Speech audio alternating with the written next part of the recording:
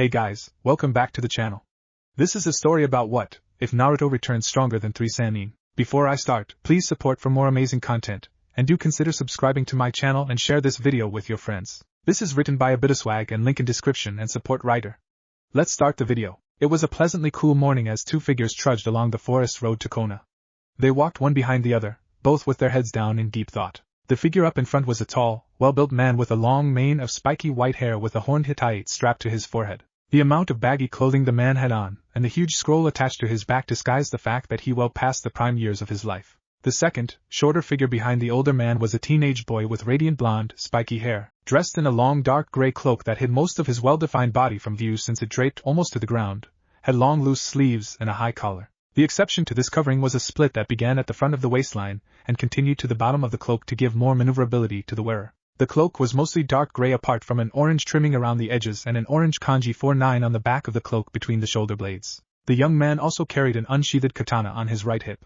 The blade's color was deep black, an unusual color for a katana. The sword had no visible guard crosspiece, and the hilt was quite thin, only slightly thicker than the actual blade. If the hilt had any design, it was hidden by white cloth that was wound tightly the entire way up the hilt. Despite the weapon's odd appearance, it was obviously not just an ornament, as edge of the blade was visibly sharp, gleaming silver in stark contrast to the rest of the blade. The boy's usual bright, cheerful cerulean eyes were clouded as he was currently in deep thought as he plodded along behind his teacher. It had been 4 years since he had been away from his home Konoha.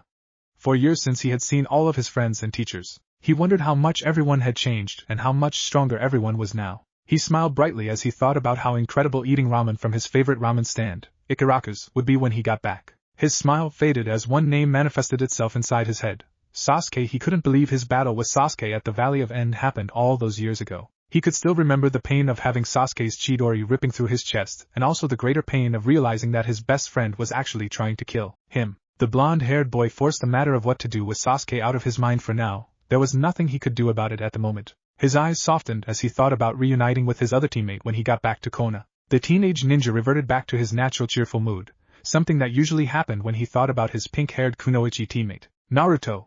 The white-haired man called back to his student, breaking him out of his stupor. We're about 10 minutes away from Konoha, still excited about seeing everyone after 4 years. The man said, looking back grinning. You bet Sennin, said Naruto, giving his trademark grin, despite the tumultuous thoughts running around in his head. I can't wait to see how much everyone's changed over the years. Jiraiya blanched. Even after 4 years you still can't manage to treat your teacher with respect, said Jiraiya, shaking his head in mock depression. Still, I think they'll be more shocked to see how much you've changed. You're definitely not the same brat you used to be, said the toad sannin. More than you know, Sennin, chucked Naruto.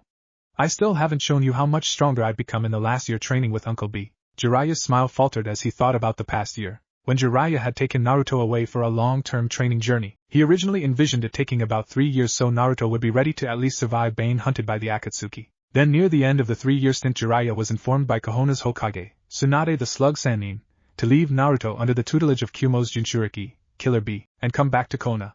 Naruto was only told the basic reasoning of this decision, so B could teach Naruto to control and, if possible, work alongside the Kyuubi to increase his power. However, this was more wishful thinking, as no one really expected the Kyuubi to ever be except anyone enough to lend them its power, let alone work alongside someone. However, there was another reason the Hokage wanted Naruto to stay away from civilization, train and be hidden for another year that Naruto didn't know about, and it was that reason that caused Jiraiya's smile to falter. It was well known that the organization Akatsuki was after the Jinchurikis for the tailed beasts that were inside them. Tsunade had known that if Naruto knew that his Jinchuriki friend Gaara was under immediate threat, he would rush to help Gaara. Since Naruto himself was now under constant threat now from the Akatsuki and was not actually powerful or reliable enough after 3 years, letting Naruto get into a confrontation with the criminal organization was an unacceptable risk. While Naruto knew that the Akatsuki was going after the Jinchurikis eventually, he was told a lie by Jiraiya that he had another year to train before the Akatsuki made their move, so he would be content to stay training with B and stay out of the way, where he couldn't be found and captured. Jiraiya was deeply saddened that he was forced to lie to his favorite student, but he understood the reasoning behind it, and agreed it was necessary for Naruto's safety. So Killer Bee had been sent from Kumo to train Naruto in the wilderness to help him communicate and control his tailed beast for a year. Jiraiya had now returned to Naruto 1 year after leaving him with B to take him back to Konoha. A lot of things have happened that Naruto doesn't know about. I wonder how he's going to take the news that we lied to him and that we are possibly on the brink of another war, pondered the toad sannin sadly. And I'd really hate to be the person that has to break it to him that Gaara has been killed. Jiraiya and Naruto finally reached the huge wooden gates of Konoha after their long journey. Naruto looked up at the monolithic entrance and smiled. Ah, this brings back some memories, exclaimed Naruto as he surveyed the village from outside the entrance. Ahaha, you're sounding like an old man, Naruto. You're not old enough to feel nostalgic, laughed Jiraiya. Naruto scowled at his teacher as they walked through into Konoha. Shut it, you super pervert. At least you got to come back home after 3 years, not 4. Izumo and Kotetsu were the chunin that were guarding the entrance into Konoha as the bickering teacher and student walked into the village. Izumo was woken out of his lazy stupor as he recognized one of the figures walking past. Hey Kotetsu! Wake up! Isn't that Jiraiya-sama the Toad Sannin? Izumo said to his partner, shaking his shoulder. What, oh crap, yeah it is, but who's the guy walking next to him? Muttered a still drowsy Kotetsu. I don't know, but his spiky blonde hair is familiar. Oh my god, is it? Began Izumo. Yep, it's him, interrupted a grinning Naruto who had overheard Izumo's last sentence as he walked past. How have you guys been without me running around causing havoc? I'll be honest, it's been a lot more boring since you left, said a smiling Kotetsu. Who would have thought I'd miss you pulling all your stupid pranks? Agreed, said Izumo, who was still slightly shell-shocked at the sudden reappearance of the blonde boy. You've grown a lot, Naruto. You're not a little brat anymore. Nice sword and get up, by the way. Naruto smiled. Yeah, I've definitely changed a bit, and thanks. You think I look more mysterious now? Said Naruto as he drew his cloak around him and pulled a scarily accurate expression of a look that a certain S-class Uchiha criminal favors. Still the same, Naruto, I see, chuckled Kotetsu. It's good to see you haven't changed that much. Yep, I'm still the same lovable prankster I always was, just stronger, said a grinning Naruto, scratching his head. Well, I'd better get going. I have to report to Granny. See ya. Naruto waved as he jogged off to catch up with Jiraiya. Well, that was a surprise, said an amused but bewildered Izumo as he looked on after Naruto as he walked off further into the village. Yes, but a nice one. He's changed a lot over the years. I wonder how his friends are going to react, said Kotetsu as he smiled. Naruto's head was turning different directions so fast as he looked at everything in the village he looked like he was shaking his head. Calm down, Gaki, you'll have time to see everything again soon, chuckled Jiraiya. Plus you don't want to look uncool in front of your new admirers, do you? As he noticed that quite a few of the girls they were walking past were giving Naruto a thorough looking over and were blushing slightly. Come on, Rasengan, I'm sure they're just curious about me because of my clothes, said Naruto as he scratched the back of his head, embarrassed. Jiraiya guffawed. I'm sure you haven't really noticed since you've been away from society for nearly 4 years, but you've physically matured a lot, Gaki. I expect you'll be getting quite a bit more female attention from now on. Maybe your beloved Sakura-chan will take notice of you now, said Jiraiya slyly as he nudged Naruto with his elbow. Naruto looked away. Yeah, whatever. She was deeply in love with Sasuke when I left, and I'm sure as hell that hasn't changed. Let's just hurry and report to Granny, said Naruto as he picked up his walking pace. Jiraiya noticed his student's sudden change in mood. I guess some things don't change, sighed Jiraiya under his breath as they approached the Hokage tower. Tsunade the slug Sannin, the current Hokage of Konoha, smacked her head on her desk hard enough that any normal person would have been knocked out. She'd come into her office this morning to find Shizen stacking about 10 trees worth of paperwork on her desk. It had been just over an hour of stamping forms and signing papers, and the pile of paperwork hadn't seemed to have diminished at all. Damn that Gaki and Jiraiya for convincing me to take this job, thought Tsunade sourly.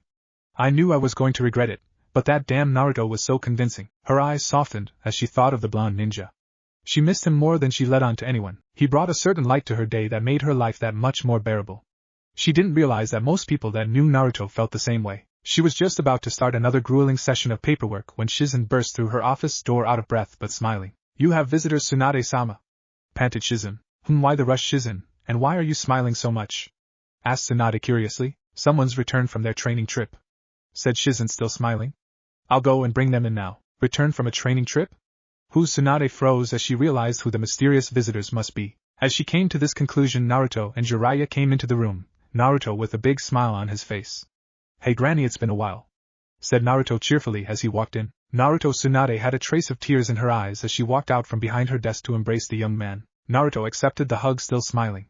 He had missed Tsunade as much as he had his friends while he was away. She was a makeshift grandmother despite her appearances as far as he was concerned.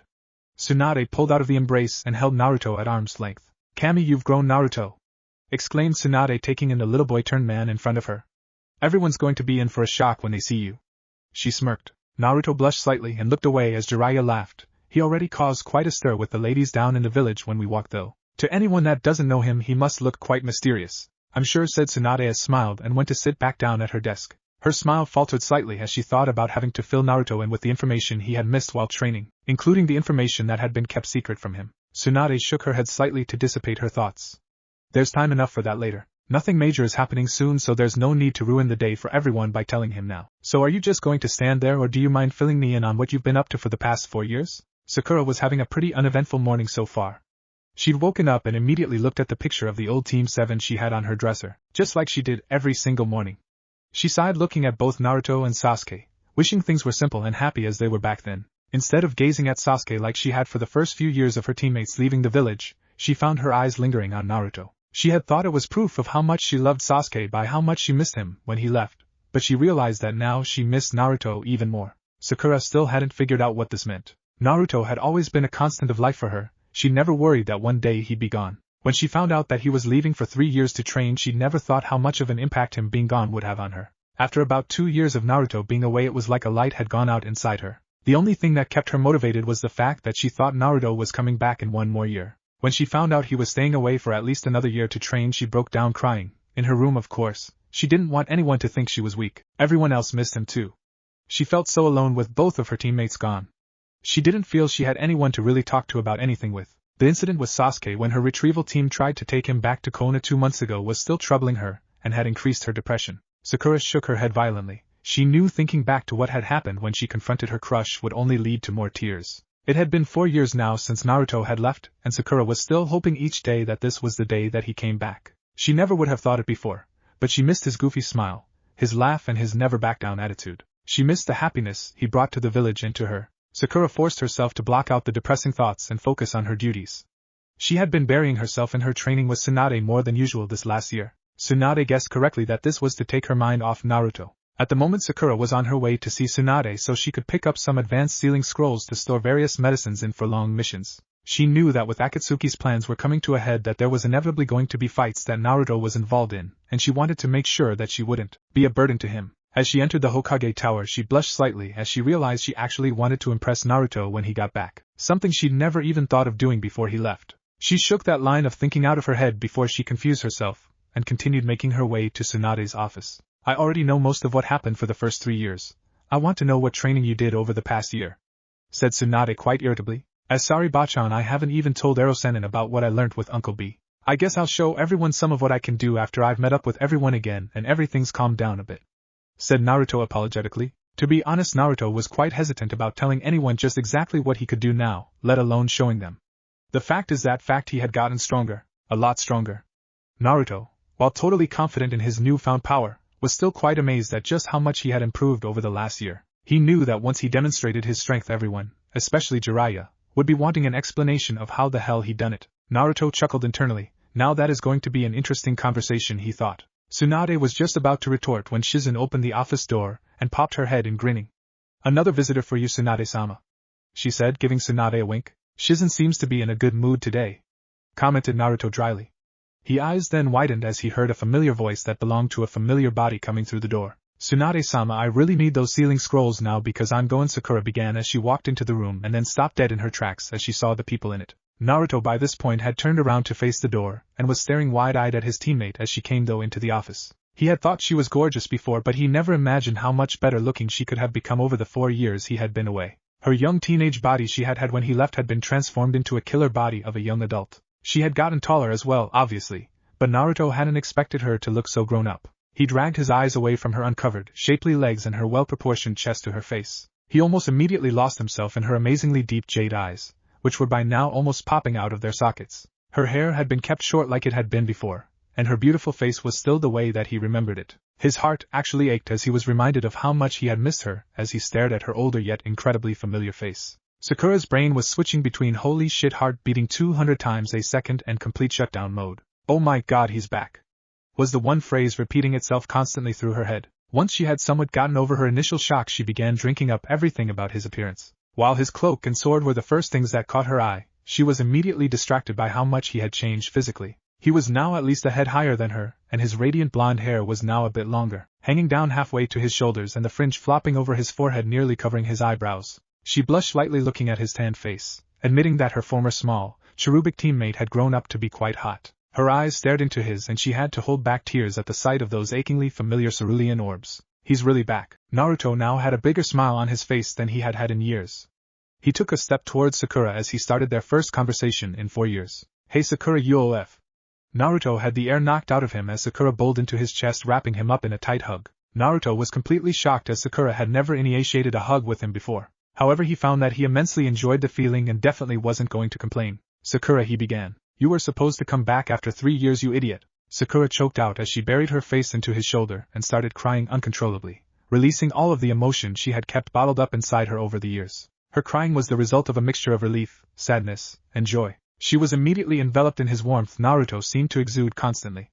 She was surprised by how comfortable he was to hug, as she had never hugged him before. She gripped him tighter as she continued to weep into his shoulder. Naruto was still trying to take in that his childhood crush was actually hugging him, and tightly. Naruto had thought she might be a bit glad to see him after all this time, but he never imagined this kind of reaction. He was touched by how much she had obviously missed him, so he decided he could be a bit more honest with her about how he felt as well. He returned the embrace, hoping Sakura couldn't feel how hard his chest was pounding, wrapped her up tight and leant close to her ear. "I know, I'm sorry.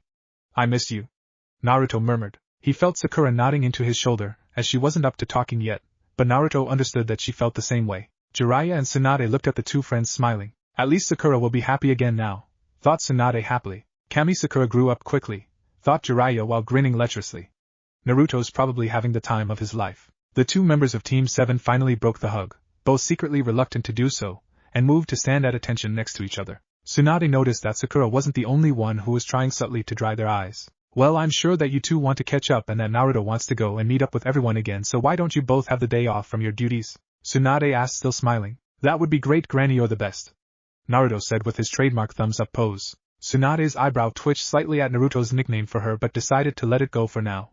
"Still haven't changed that much, Gaki. Go on then, go and find your friends, and I'll be looking forward to seeing what you can do later." Naruto smirked as he left the office with an under-the-breath parting quip. "I hope you're ready for it." As Sakura walked out of the Hokage Tower with Naruto, she was unconsciously swinging her arms as she walked, and had a slight bounce in her step. She felt better than she had in years, and she turned her head slightly to glance at the reason for her happiness. Even though she would be the first to admit that before Naruto left he wasn't exactly the least confident person out there. In fact, he was a bit overconfident at times. He looked even surer of himself now.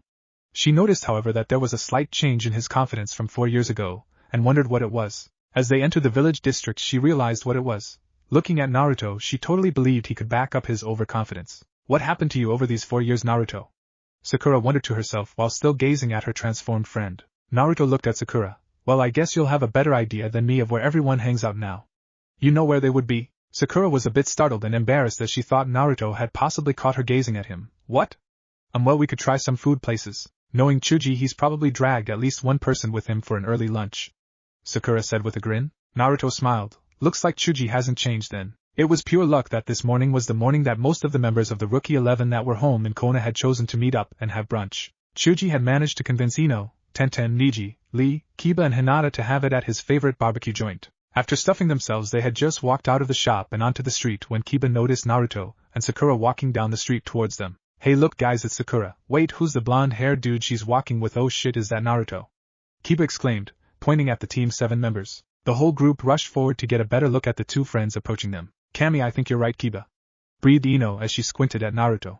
"But if it's him, he's definitely grown a bit." Even from a distance, Naruto was obviously a head or so taller than Sakura. Hinata almost fainted on the spot seeing that her crush had returned. "What in the world am I going to say to him?"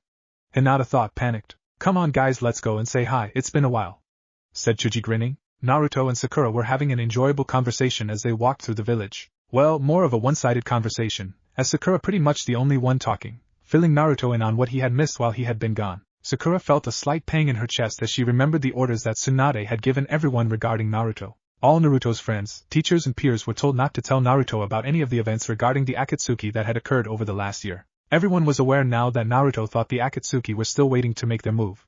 Tsunade wanted to be the one to tell him at the right time after he returned. Sakura knew that Naruto was going to take the news about Gaara's passing quite hard, especially the fact that he had not been told about it. Sakura was distracted from these thoughts as she noticed the group of friends almost stampeding past everyone on the street as they pushed their way towards Naruto and her. "Naruto, look, everyone's coming to see you!"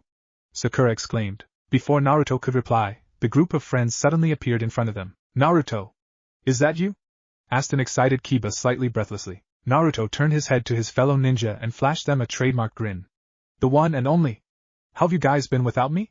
You've all changed so much." Ino, Tenten and Hinata blushed slightly as they took in Naruto's appearance and saw his handsome face. It was impossible to see most of Naruto's form, his tightly muscled body was hidden from view by his cloak, but he was obviously quite broad-shouldered and muscular. Ino was the most shocked out of the three girls. She had never thought of Naruto as someone who was good-looking or even cute before. She had seen him as a friend and nothing else. She now saw with him grown up and not wearing his stupid orange jumpsuit he was quite a hunk. He's even better looking than Sasuke now, thought Ino in amazement. You've grown up as well, Naruto. You're pretty much the tallest person out of group now, said Shuji happily. Yeah, growing up was definitely a good thing for you, said Ino, still looking Naruto up and down as Tenten giggled. Right back at you, Ino, replied Naruto while gazing at Ino appreciatively, particularly her bare midriff and long, uncovered legs. While Naruto only had eyes for Sakura before he left on his training trip, he admitted, to himself, that Ino was neatly as pretty as Sakura. Her beauty had increased tenfold over the time he had been gone, and he was going slightly red as he continued to stare at the voluptuous girl in front of him. Sakura felt a slight twitch in her stomach as she saw the way Naruto was looking at Ino, although she didn't understand why. Why should she care what Naruto thought of other girls? How long have you been back, Naruto-kun? Stuttered a still blushing Hinata. I just got back this morning actually. I met Sakura in the Hoka, began Naruto before a green spandex-wearing young man vaulted over everyone and interrupted him by landing in front of him. Yash! Welcome back, Naruto. You must agree to have a youthful reunion spar with me right now to celebrate your homecoming, pronounced a beaming Lee, giving his nice guy pose. As sure thing, Lee, I see you haven't changed a bit, said a slightly stunned Naruto. Yash, I am still as youthful as ever, said Lee, still grinning. Niji stepped forward smiling.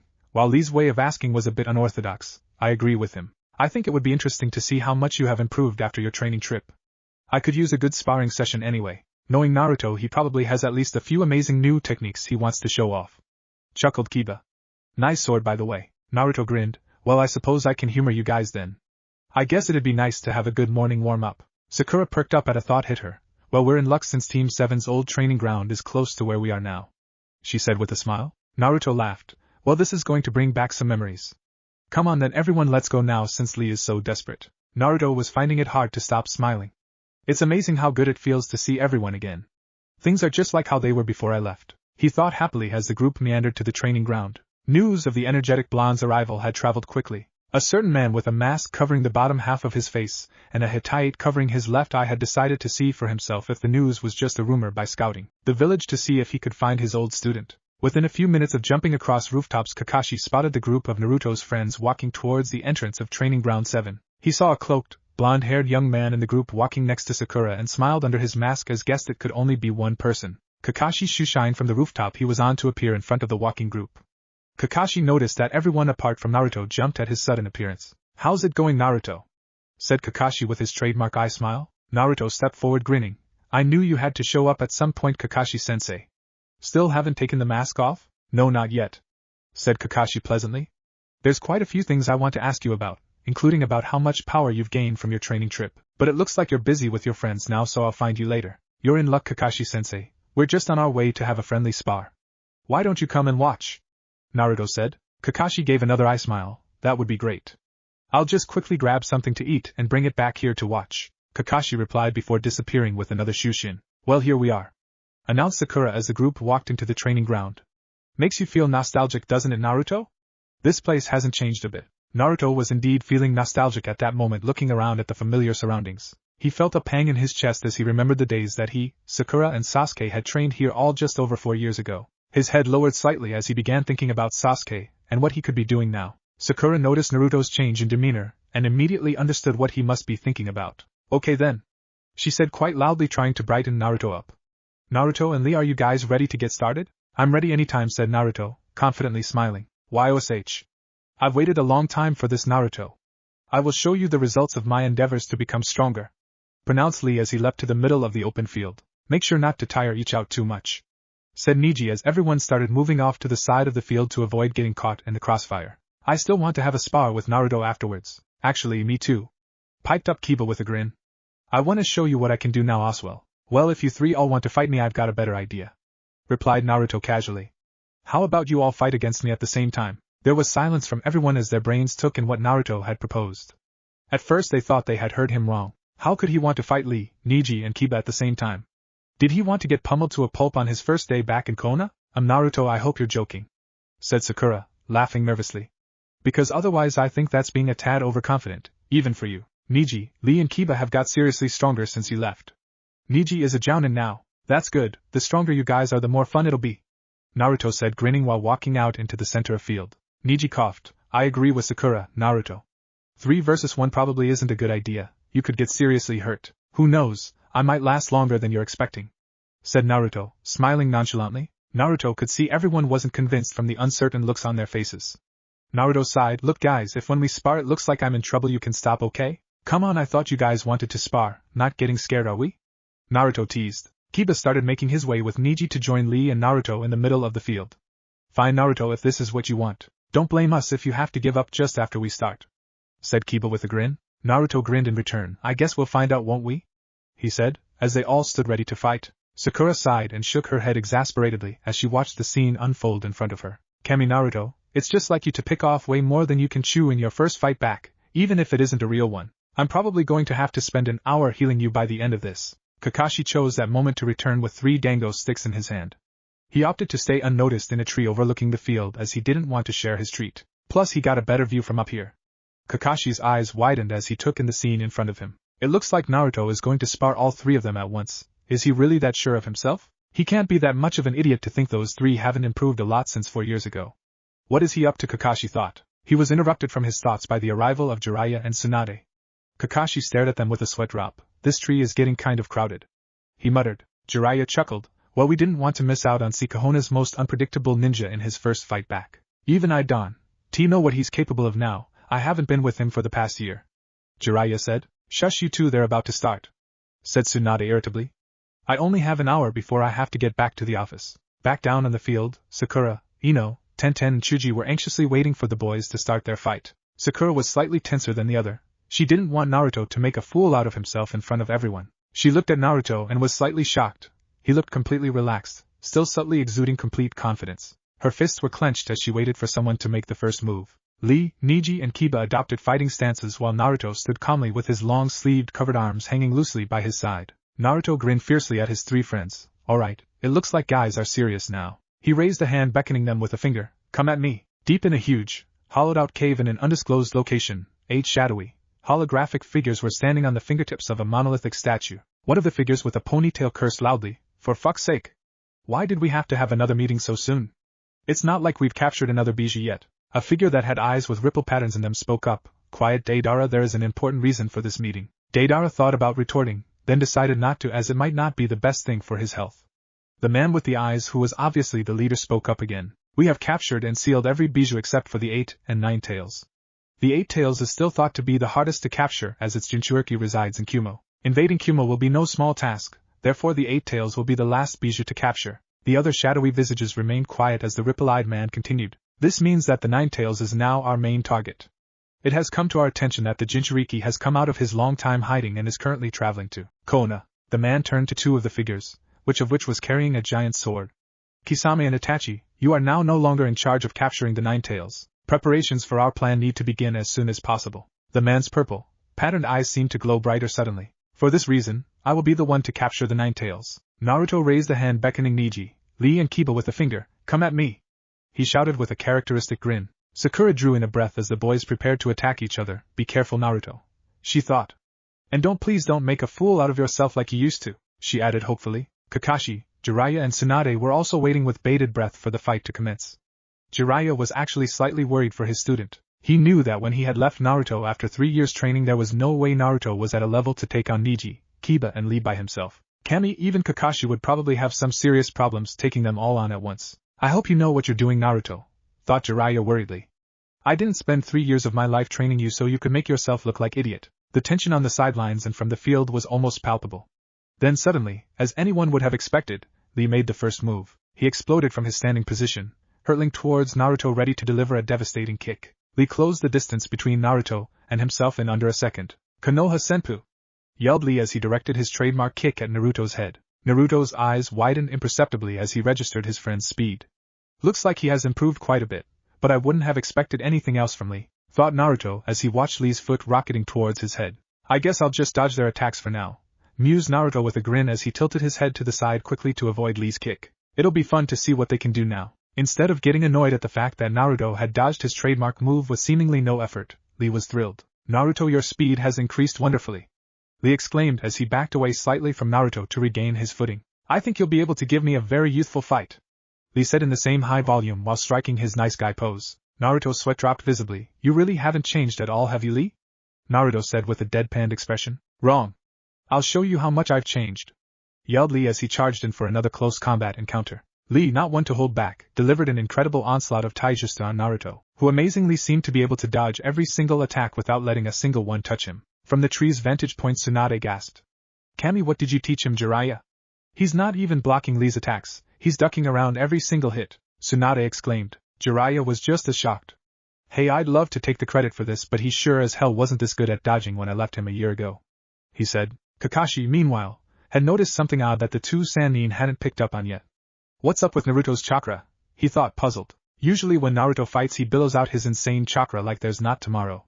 At the moment I can barely feel any coming from him. What's going on? Down on the sidelines, Ino, Sakura, Chuji and Tenten were all astounded as Lee was completely unable to land a hit on Naruto. I don't know anyone that can dodge Lee's attacks like that, thought Tenten, wide-eyed. Even Gai-sensei has to block Lee's attacks with his own so he can withstand it. Ino was staring at the blur that was Naruto with a look of admiration. So he doesn't just look amazing, he's gotten way better at fighting as well. I'll have to adjust my top men candidates of Kona ladder and put him on it, she thought with a devilish smile. Sakura meanwhile had a warm, satisfying feeling creeping up her body. It took her a moment to realize what it was. Pride. It looks like you actually do know what you're doing, Naruto, she thought with a smile, still staring at Naruto on the field. No one else might think you can win this, but I do. I believe in you. Back on the field, Lee had leapt back from Naruto panting heavily. Yash! You really have gotten faster, Naruto. I'm impressed, said Lee, out of breath. Naruto grinned, still looking relaxed and no worse for wear than when the fight started. Thanks, Lee. I can tell you've gotten better as well. The power in your attacks have increased a lot. They would probably hurt a lot if they hit me. Lee grinned back. I'll make sure they hit this time, Naruto, he said as he began to unclip his training weights. No, Lee, you've hogged all the fun so far. It's my turn now, shouted Kiba as bent down on all four legs next to the now giant Akamaru. Naruto blinked as he took in how large Akamaru had gotten over the years and wondered how the hell he didn't notice it before. Gijin Ninpo, Shikyaku no Jutsu, yelled Kiba in an animalistic voice. Kiba instantly began to develop wolf-like features, namely long claws in the place of his nails. Akamaru disappeared in a puff of smoke and reappeared as an exact clone of the transformed Kiba. I'm not going to even bother using taijutsu on you after what I just saw, growled Kiba. I'm going with the big guns from the beginning.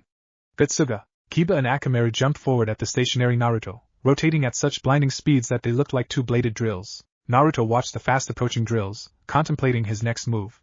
Well, I'm pretty bored of dodging now. Maybe it's time to show off a new technique. I'll have to weaken it quite a bit so I don't hurt anyone too badly.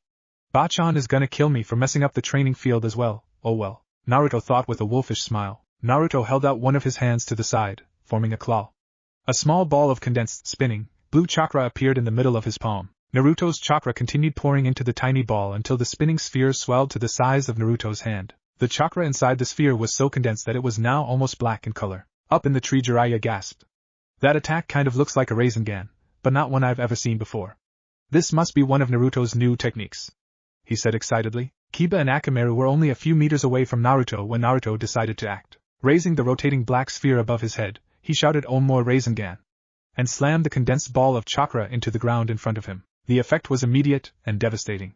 As soon as the ball of chakra hit the ground, a shockwave was sent through the field, ripping huge chunks of earth away from around the epicenter of the impact and flinging them outwards with incredible force. Deep cracks snaked out from the impact, causing mini fissures to form randomly across the training field. The entire area around the training field suffered from the shockwave, causing Ino and Chuji to fall over and Jiraiya to nearly fall out of his tree. Kiba and Akamaru, needless to say, were hit by the full force of the wall of earth and wind and were blown away like feathers. Both of them were forced to transform back into their original forms and crash-landed next to the very shocked Lee and Niji, who were just regaining their balance. After a few seconds, everything had calmed down, and everyone could see the full effects of Naruto's attack. Aside from the various chunks of recently moved earth all over the place, there was a 10-meter-wide crater where Naruto had slammed his attack down. Naruto jumped deftly out of the newly made crater and grinned at his opponents.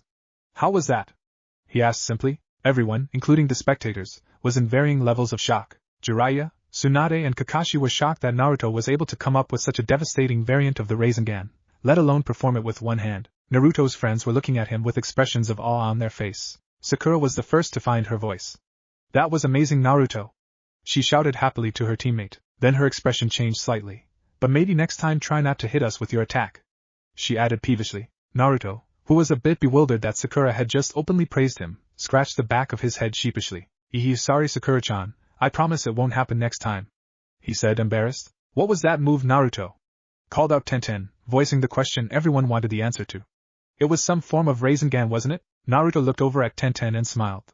"You're right," he called back. "Omo Rasengan takes the same form as a normal Rasengan, but I make it by condensing heaps of chakra into the sphere. That makes it incredibly dense and heavy. It takes a bit longer to create than a normal Rasengan, and uses up a lot more chakra, but it's quite a powerful attack, as you just saw. Then again, I could have put at least 20 times more chakra into it than I did, so you haven't really seen it at its best yet," lectured Naruto. Tenten and the rest of his friends just gaped at what Naruto had said. They didn't even want to think about the destructive capabilities of Naruto's attack if could be 20 times stronger than what they had just seen. The occupants of the spectating tree listened to Naruto's description of his attack and all. If what he said is true about that technique being capable of being 20 times stronger than his last attack, then it's more powerful than any variants of Rasengan that I can use, even in Sage mode," Jiraiya said in a slightly shaky voice. Tsunade nodded her head in amazement.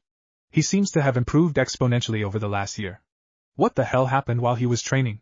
she wondered out loud. Neji and Lee, meanwhile, were quickly formulating a strategy to defeat their orange-haired friend. "It's obvious that we can't hold back at all if we want to have a hope of beating him," stated Neji. "Lee, I want you to lose your weights and go as fast as you can to try and knock him around a bit. While you're doing that, I'll rush in at any opening and try land a hit on his tenketsu to disable him. Maybe if I get close enough I can hit him with a kaiten." Lee grinned as he removed his weights, creating smaller versions of Naruto's crater where they landed. "I'll make sure I hit him this time. I'm not holding back." Lee took a fighting stance. "Gate of opening, open!" shouted Lee. He was immediately surrounded in waves of green chakra and his skin started darkening. Naruto's eyes widened at the sight of Lee opening the first 4 gates, and Neji calling upon his Byakugan blood limit. "I guess they've realized they have to go all out against me. Lee's going to be a hell of a lot faster now.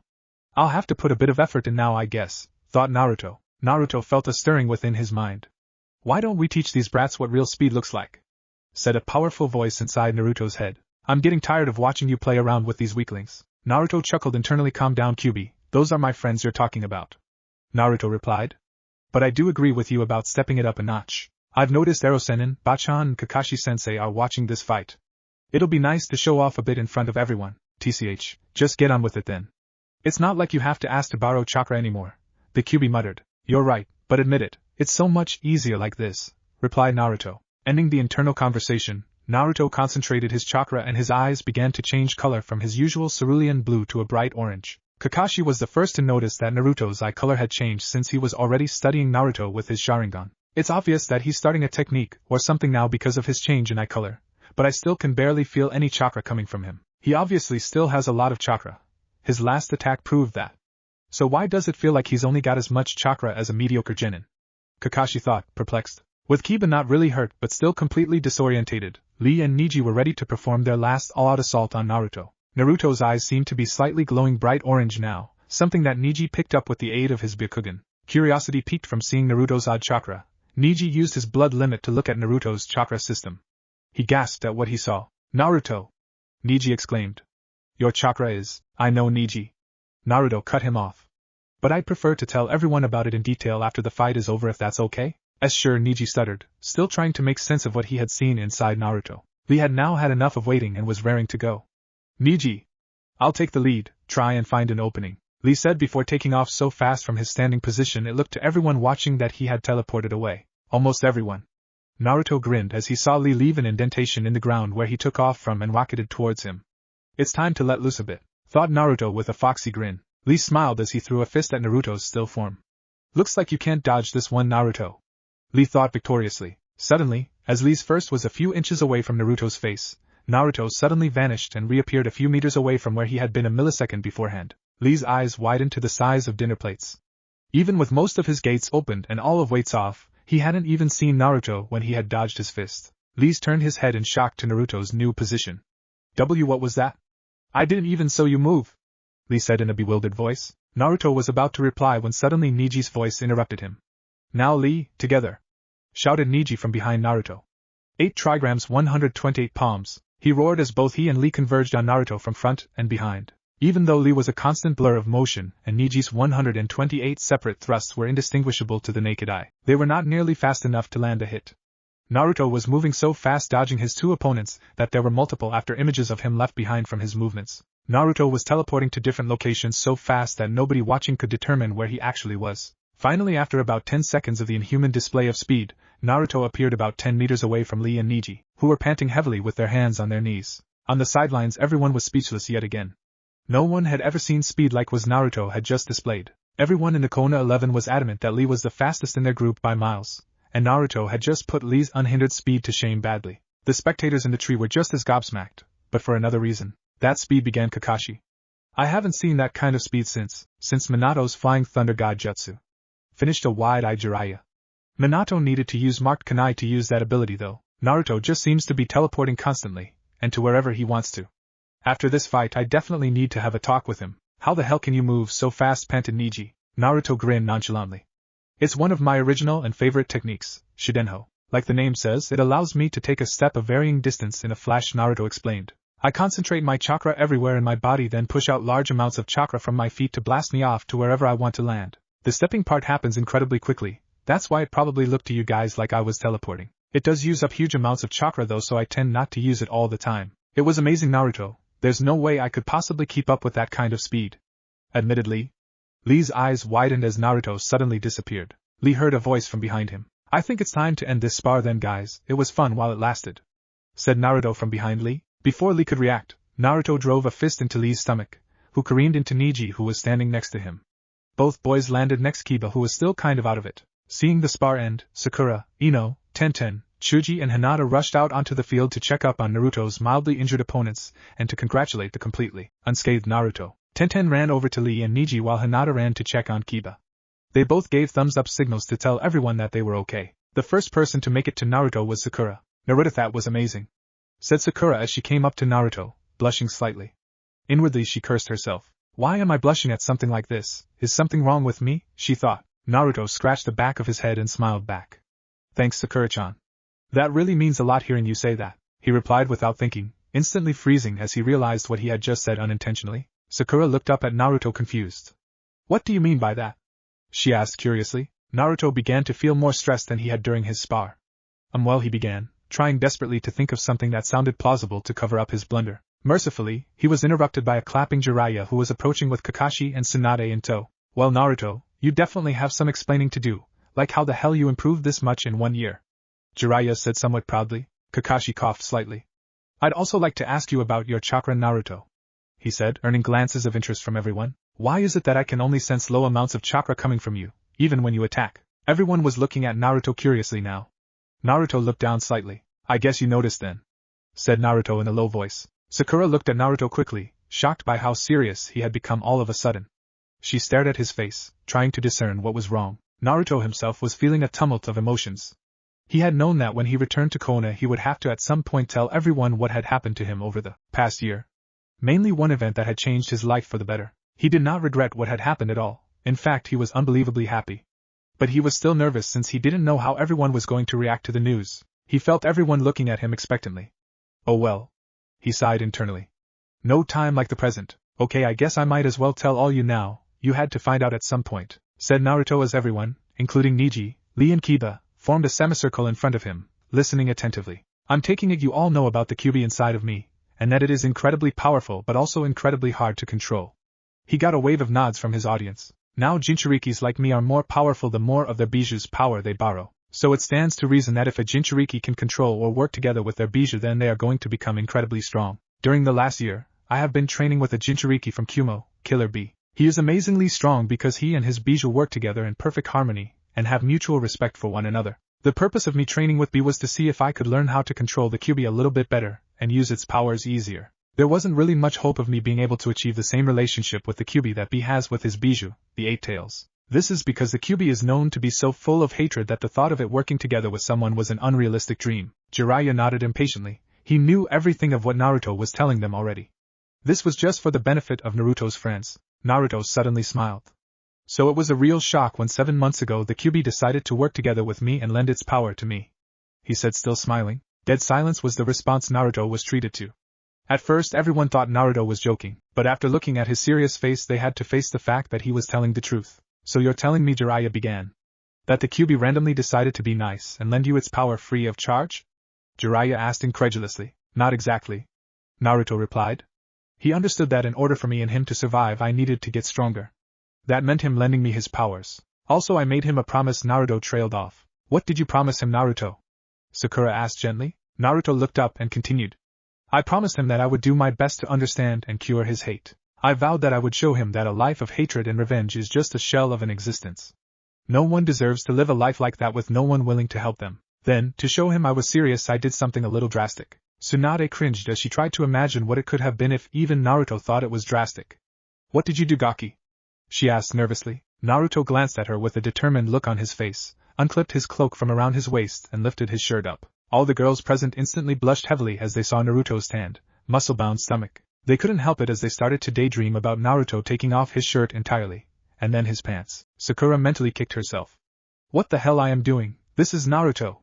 He's a friend. But as hard as she tried, she couldn't shake off the feeling of attraction she was having for Naruto with his shirt half off. The adults, however, had a very different reaction to Naruto lifting his shirt. Although she would never admit it, Tsunade had to hold in a blush when she saw Naruto's abdominals. Kami, if I was just a bit younger, she thought wistfully. Then her mood changed completely as she noticed what Jiraiya and Kakashi had noticed straight away. Naruto, the seal for the Kyuubi is gone, she exclaimed with wide eyes. Don't tell me you. Yep, I broke the seal keeping the Kyuubi prisoner, Naruto replied calmly, letting his shirt fall back down. Tsunade gritted her teeth and her hand began to glow slightly green with chakra.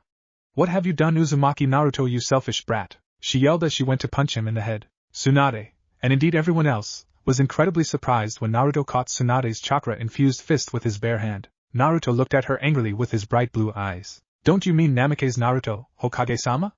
Naruto said in a quiet voice with a hint of sadness in it. Naruto's friend's eyes widened at the implications of what Naruto had just said, while the adults were in slight shock that Naruto knew about his heritage. Tsunade was also quite hurt that Naruto had called her by her title, something he never does with anyone he cares about. How did you find out about your father, Naruto?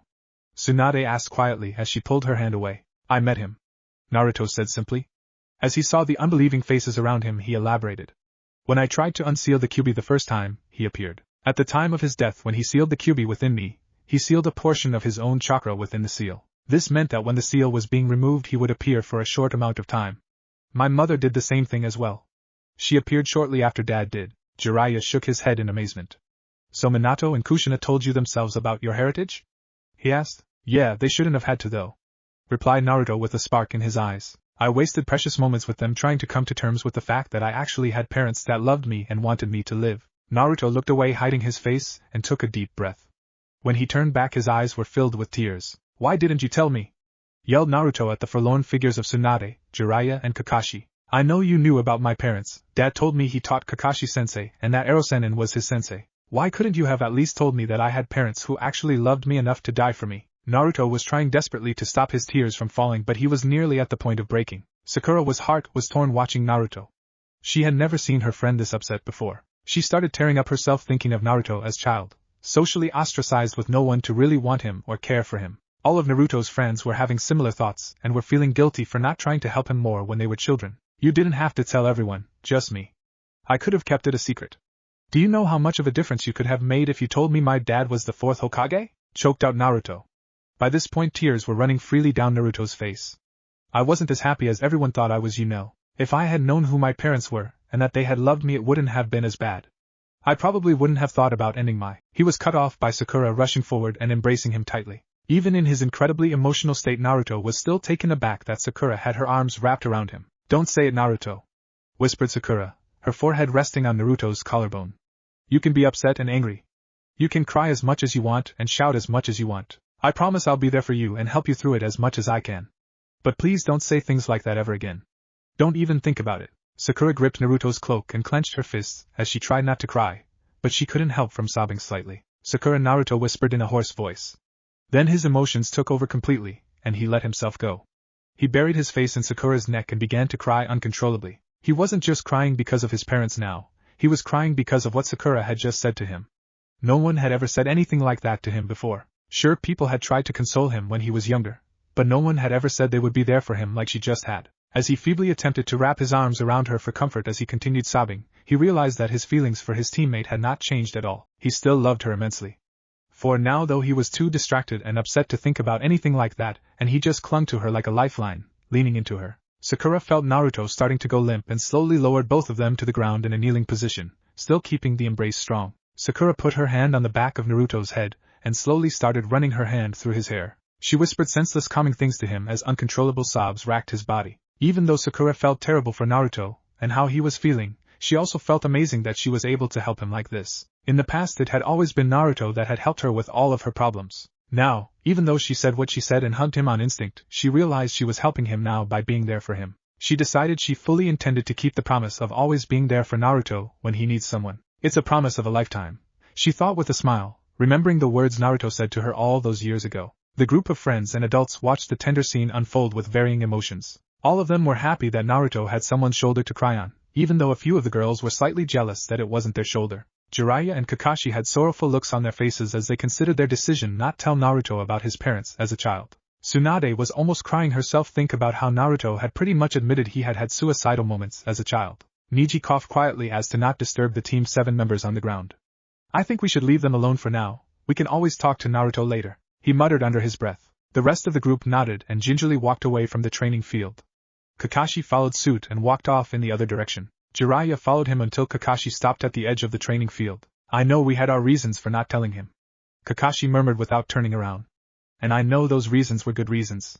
But I wonder if in the end it was worth it. Kakashi finished his sentence and disappeared in a swirl of leaves. Jiraiya looked up at the sky. I'm sorry if I failed you, Minato. I'm such a lousy teacher, he thought as he searched the sky with eyes for something he would never see. The only person remaining on the field watching the oblivious, crying teammates was Tsunade.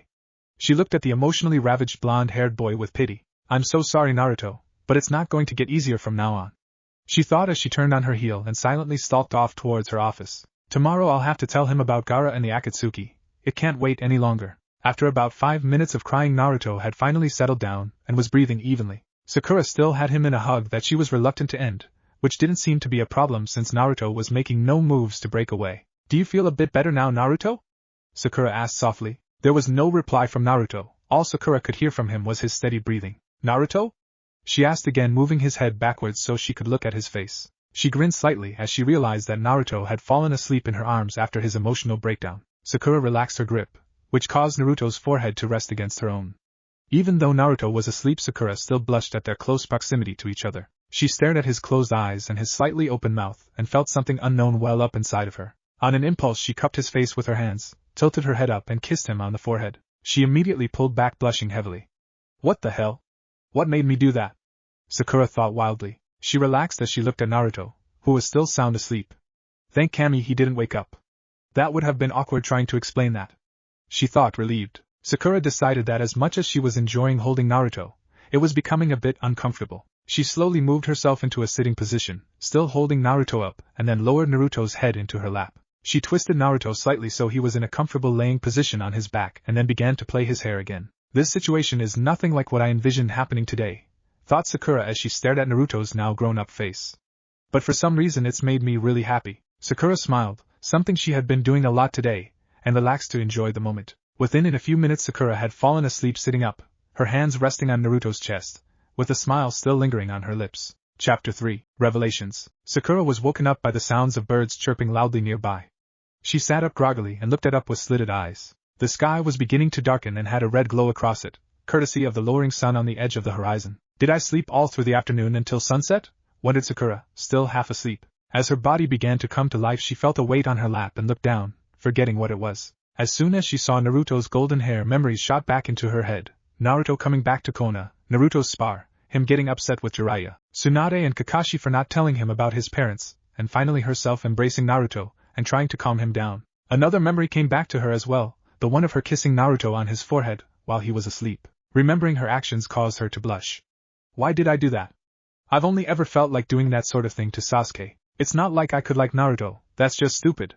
Sakura debated inside her head. For some reason though at the time, kissing him on the forehead seemed like completely the right thing to do. As Sakura was thinking this she stole another look down at still asleep friend. As she was completely awake now her eyes actually registered how Naruto was positioned in her lap, causing most of her body's blood to rush to her face. In his sleep, or Sakura hoped in his sleep, Naruto had turned over onto his side and nuzzled further into Sakura's lap. This caused Naruto's face to become dangerously close to Sakura's more private area. Plus his arms had risen above his, one fully resting on her thigh and the other one was extended behind Sakura on the ground wrapping around her, giving the impression that Naruto had tried to bring Sakura closer to him in his sleep. As Sakura's blush lessened somewhat as she realized that there couldn't have been any sexual motive behind his position, she realized that what he was doing was kind of cute. It was like he was scared she was going to leave, so he had tried to wrap her up while still lying down. Still, thought Sakura.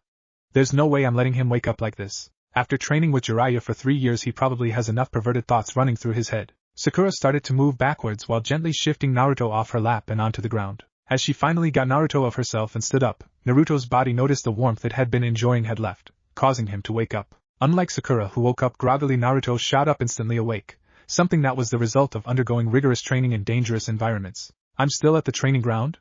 Why is it dark? Questioned Naruto out loud, looking around. As he caught sight of Sakura, she looked at him and smiled. You've been asleep since just after your spar, answered Sakura.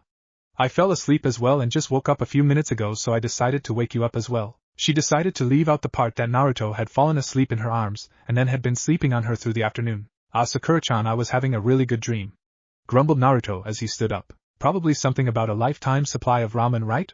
Asked Sakura with a grin as she watched him get up slowly. Instead of laughing and agreeing with her like Sakura expected, Naruto reddened slightly and turned his head away from her. Yeah, something like that, he answered vaguely. Before Sakura could question his behavior, Naruto had turned back to her with a serious yet happy expression on his face. Sakura, about my outburst about my parents, Naruto began slowly. Sakura walked up to him and gently touched his arm. Naruto, you don't have to talk about it if you don't want to. I'm fine with everything, don't worry, Sakura said softly. No, that's not it, Naruto replied. He looked up into Sakura's eyes and she was taken aback by the amount of warmth and happiness that his eyes showed. I wanted to say thank you for what you did for me, Naruto blurted out quickly before he lost his nerve. No one has ever done that for me before, saying what you said and holding me like you did. There's never been anyone that cared about me that much in my life. So I just wanted to say thank you. It means more to me than you could imagine, Naruto finished, still looking into Sakura's jade eyes. Sakura herself was lost for words. She had never known Naruto to open up like this to anyone before, let alone be this eloquent and soft. She was lost in his eyes, still trying to formulate a reply when Naruto continued. It makes me really happy to know that you don't want me to be upset, and I want you to know the same goes for you too, said Naruto, suddenly looking serious. I want you to be as happy as possible too, so I promise I will get Sasuke back for you this time. I won't be a failure to you anymore. With those words, Naruto turned around and started walking briskly towards the exit of the training ground. Sakura was rooted to the spot, both in shock of Naruto's seriousness and from the brief look in his eyes she had seen when he reminded her of his 4-year-old promise. He had turned around quickly, hoping that she wouldn't notice, but Sakura had seen a glimpse of the hurt in his eyes when he mentioned making her happy by bringing Sasuke back. By turning around, Naruto had missed something though. When Naruto had told Sakura about what he still wanted to do for her, he expected her to react with happiness and excitement about the chance of her long-time love returning to her. This was another reason he had turned around quickly and walked off. He had no wish to see her happiness regarding Sasuke. He would have been surprised to see that Sakura had had no positive reactions to the news about Sasuke and was actually thinking about her other teammate instead.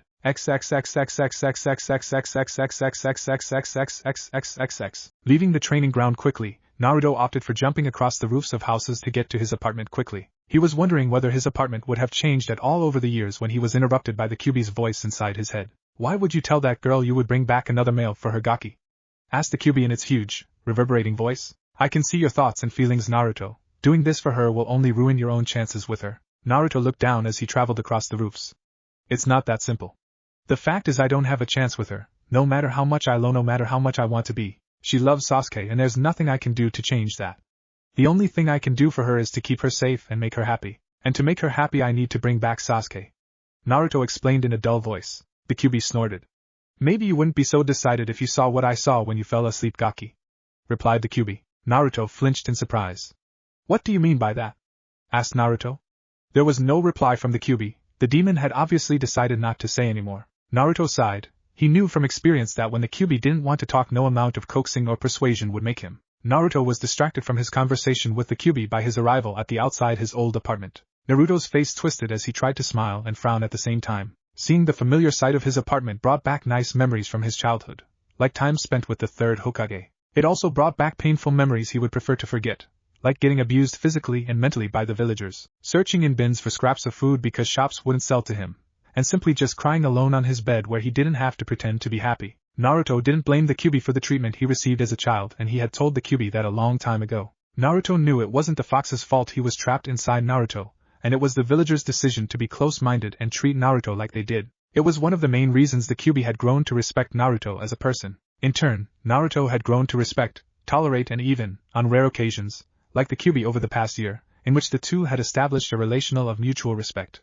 Naruto's feelings towards the Kyuubi had changed dramatically since the Kyuubi had told him that on the night that he had attacked Konoha he was being controlled by a man called Uchiha Madara. They still disagreed most of the time about things and they both annoyed each for different reasons, but both the Kyuubi and Naruto were very protective of each other, and did not enjoy people saying or doing anything negative to the other. This relationship was the main reason behind the dramatic increase in Naruto's power that he had still not told anyone about yet apart from Killer Bee. Naruto had made it to the front door of his apartment, and located a rusty key, which was still in the hidden spot behind a rickety wall board that he had left it in 4 years ago. Naruto smiled as he remembered how excited he was that day leaving the village to become stronger. Looking back he realized that he had changed more than he could have ever imagined over 4 years, in power and as a person. He let himself into his apartment slowly, his black battle sandals picking up dust from the heavy layering of the stuff on the floor. As he walked in he coughed a few times from all the dust floating in the air and looked around. Everything was how he had left it when he had left. Naruto walked over to his dresser and picked up the framed picture of the fully formed Team 7. He thought back to how simple everything was back then, even though it didn't seem it at the time. All I cared about was getting stronger than Sasuke and getting Sakura to notice me. I never thought that in the future I would be getting stronger for the purpose of bringing back Sasuke just to make Sakura happy.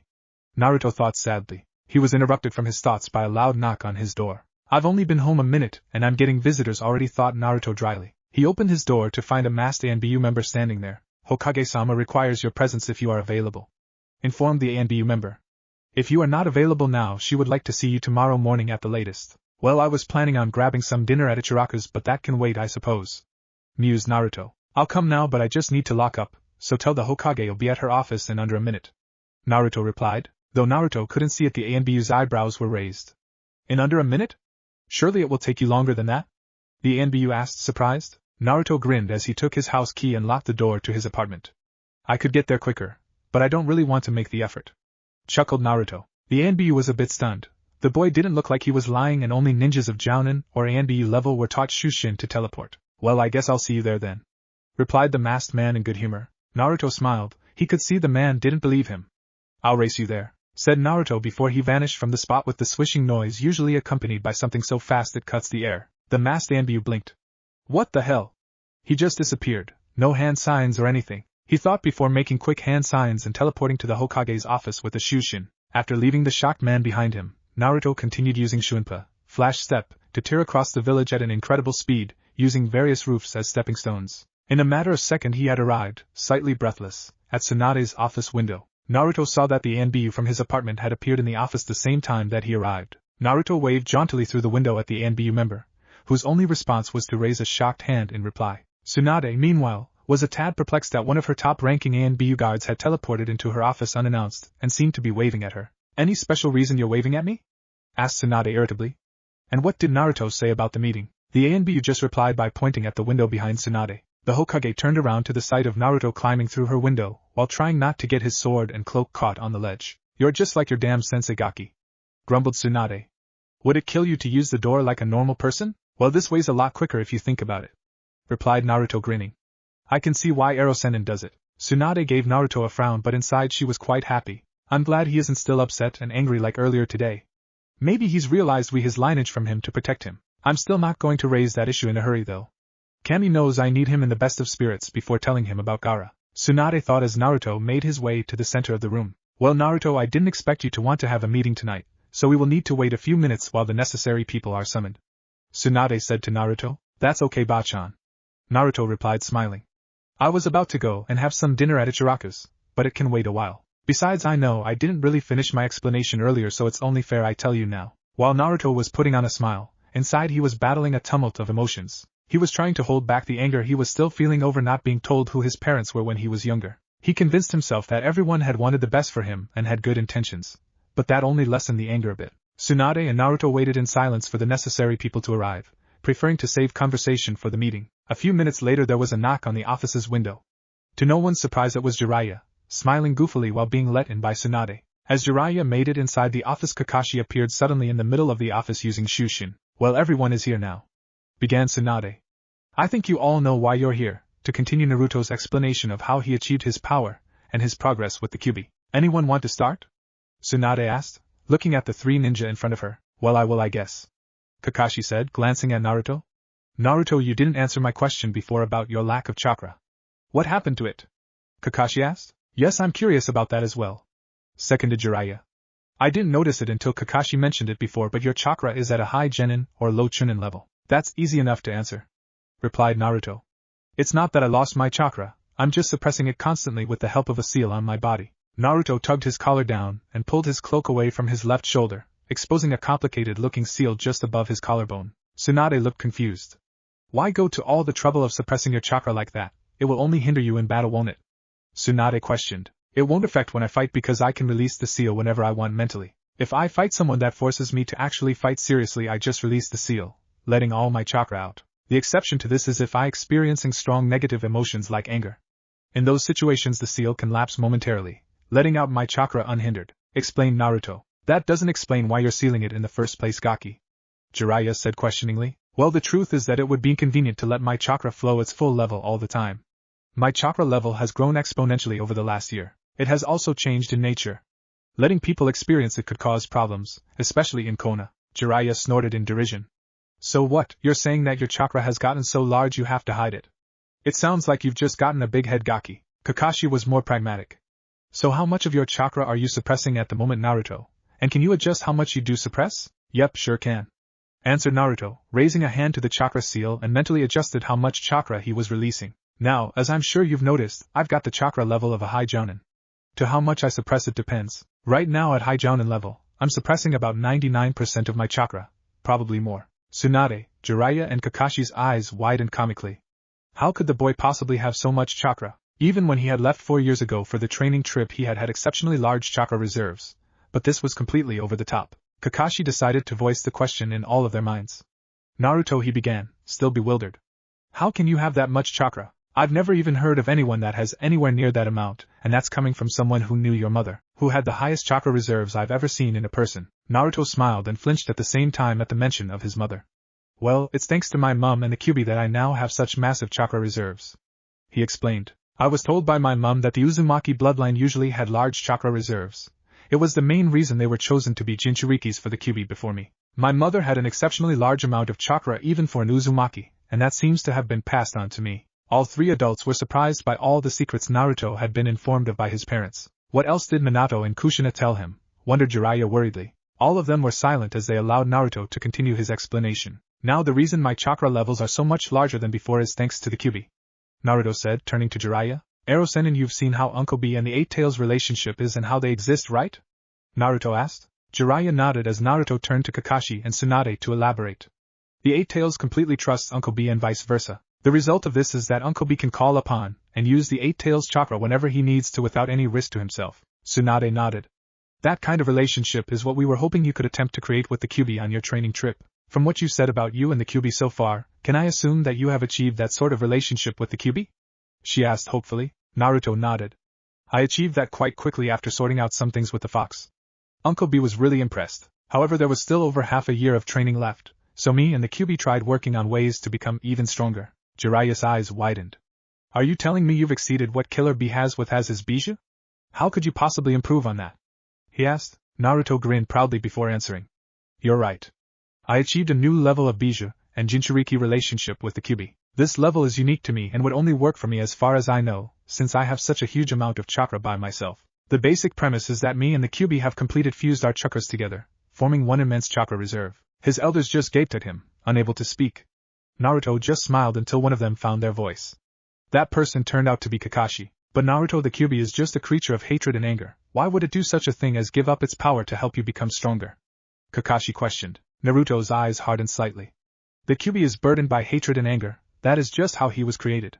Humans have never given him a reason to try and control his anger. As you just demonstrated, Kakashi-sensei, people just see him as an uncontrollable creature of destruction because of his past actions without even wanting to try and understand more about him. Naruto suddenly glared at the three adults.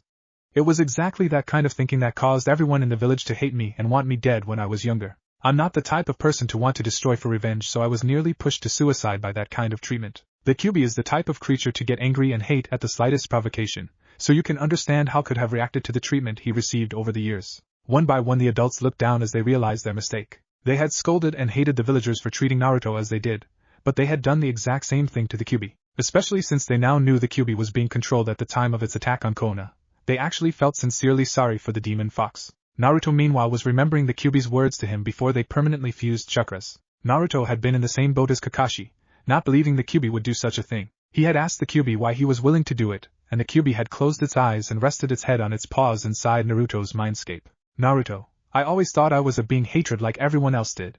My purpose of existence seemed to be only to destroy, and I was satisfied with that. Then you changed all that with what you said about taking away my hatred. If someone like you, who lost their parents because of me, grew up alone, was hated passionately by nearly everyone and was nearly pushed to the point of killing yourself can still want to forgive me and help me, then maybe I owe it to you to try and change and try and help you in return. I think that you are one of the few people in this world that can have access to all of my power and not try to abuse it. I want to change this hateful world that created a creature such as myself, and I think with your heart you have a much better chance at doing it than me. So we will exceed all other Jinchurikis and Bijus and become one superpower that only you control.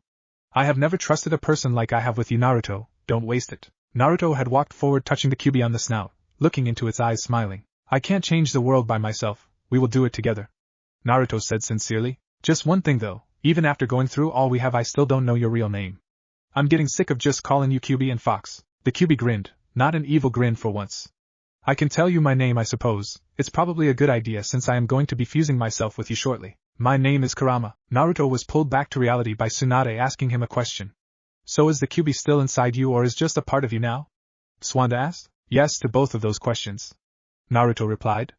The Kyuubi is part of me now and I am a part of it since we own the same chakra now. But he is still an entity in me just like he was before, just not sealed behind bars with a seal. He now exists in a much more pleasant mindscape, and has a whole world inside my head to himself. It's really a nice place, I like going there a lot. Naruto said, smiling. Tsunade looked like she was about to speak up but Jiraiya cut in quickly. Just one more question, Naruto. I can understand the cloak and I think it suits you, as well as the rest of your new getup. But why the odd katana? I never pictured you as a sword person.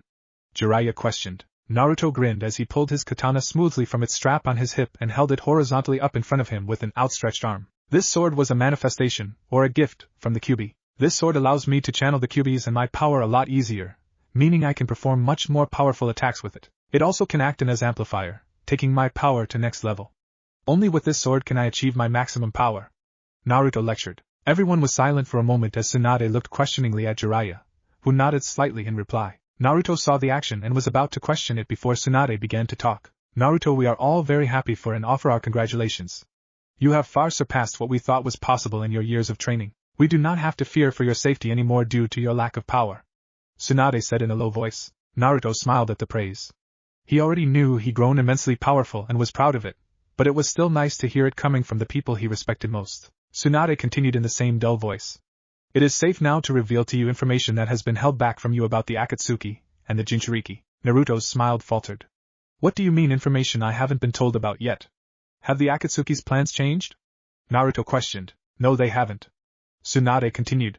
It was decided that information about the Akatsuki's actions over the last year would be held a secret from you for your safety. While you were told that the Akatsuki would not begin to act for 4 years, in actual fact they began to move about a year ago, just as your first 3 years of training concluded. Naruto's eyes began to slit in anger. And how was holding that information from me keeping me safe? He asked a low voice. Tsunade met his eyes unflinchingly. If you had found out, for example, that your fellow Jinchuriki were at risk and were being hunted, you probably want to rush off and help them, regardless of the risk of yourself being captured. You being captured is not acceptable, so all of us, including the council, decided to keep this information from you and just tell you the basic reasoning behind the extra year of training. A rule was made that no one was to impart any information with you about the events of the last year, under the risk of strict punishment. This did not deter your friends though, especially Sakura. But they were convinced by the reasoning that not telling you about the other Jinchurikis would keep you safe. Naruto clenched his fists and gritted his teeth in anger and apprehension. So you're telling me something has happened between the Akatsuki and the Jinchuriki apart from B and me? He asked through his teeth. Tsunade's gaze finally dropped to her desk.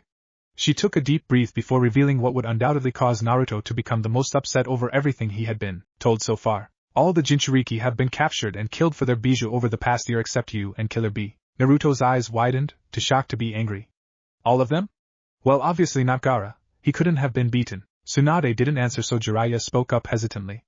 About 7 months ago we received word from the sand that Gaara battled an Akatsuki member over the village, lost and had been taken away. Despite efforts to save him, he was only found after the bijou had been extracted from him, and was long dead. Naruto's head slowly lowered, not making a noise. Tsunade, Kakashi and Jiraiya worriedly stared at him, trying to see he was reacting. Naruto, we're incredibly sore, began Tsunade in a sympathetic voice. The words she was about to speak were rammed back down her throat as a humongous amount of chakra erupted from Naruto. All three adults were forced back, Jiraiya and Kakashi taking a few steps backwards, and Tsunade was pushed backwards from her desk on her chair. All the windows in the office were blown out instantly, and shouts of panic could be heard from throughout the Hokage Tower. What the hell is this chakra? Thought Jiraiya in shock as he tried to keep his balance. The chakra is so condensed and powerful that the air has become heavy. It's actually become more difficult to breathe. Jiraiya stared at Naruto, who still had his head lowered, but was now radiating an orange aura around him. This chakra is even more powerful than what I felt from Naruto when he was in his four-tailed form. It's not the same evil red chakra, but it's not the same pure, blue chakra that Naruto had himself. It's somewhere in between, and incredibly powerful. I've only ever experienced this kind of chakra from fully powered up bijus. I can see why he seals up his chakra. Everyone in the entire village is probably feeling it and panicking now. Jiraiya thought in complete bewilderment. Naruto finally regained some control over his emotions and sealed up his chakra again. He looked up at the three adults who he trusted with his life with flaring orange eyes. I can understand, began Naruto in a soft, dangerous voice, that you had my best intentions at heart, and that you meant to protect me. But if I had been told about Gaara being attacked straight away, there was a chance I could have saved his life, and I will never forgive you for that. The three sensei had sad looks on their faces as they stared at Naruto, but Naruto didn't relent and kept going. I'm not an idiot, as much as everyone obviously thinks I am. I'm not going to take on an impossible challenge and throw away my life meaninglessly. I will thank you though. Because of this year's training I have become strong enough so people like you don't have to make my decisions for me like a baby to keep me safe. You and the council have been able to order me to do pretty much anything you want so far and keep anything you want from me, just because I house the QB. I won't stand for that crap anymore. I am still loyal to this village and will fight to the death to protect everyone in it, including you three. But if I decide something is wrong and want to stop it, or that something should be done and want to do it, I will do it, and nothing you or anyone else says or does is going to stop me anymore. With that parting message, Naruto leapt out of one of the freshly broken windows and into the night, leaving Konoha's elite to wonder what had been lost tonight. While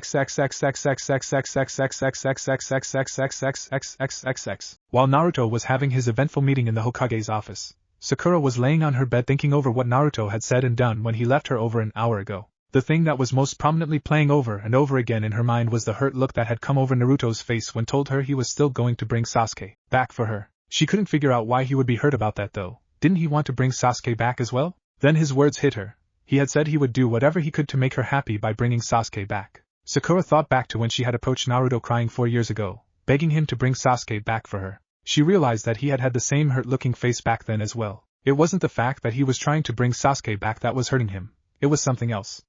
Ugh, he is so confusing. Why can't he just tell me if something's wrong instead of trying to hide it? Sakura thought exasperatedly. Her thoughts were stopped abruptly by the wave of chakra that swept over her, causing her to gasp in shock. She stood up quickly. That's coming from the Hokage Tower.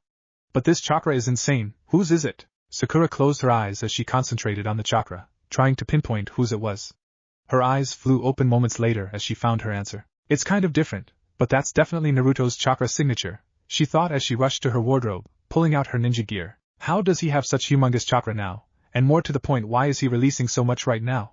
Something's definitely happened anyway. I have to find him, Sakura thought urgently, unknowingly murmuring the last part out loud. Now fully dressed, Sakura opened her window and without a second thought jumped into the cool night, ready to search for her teammate. I promised I'd be there for him when he needs someone, and it looks like he needs someone now.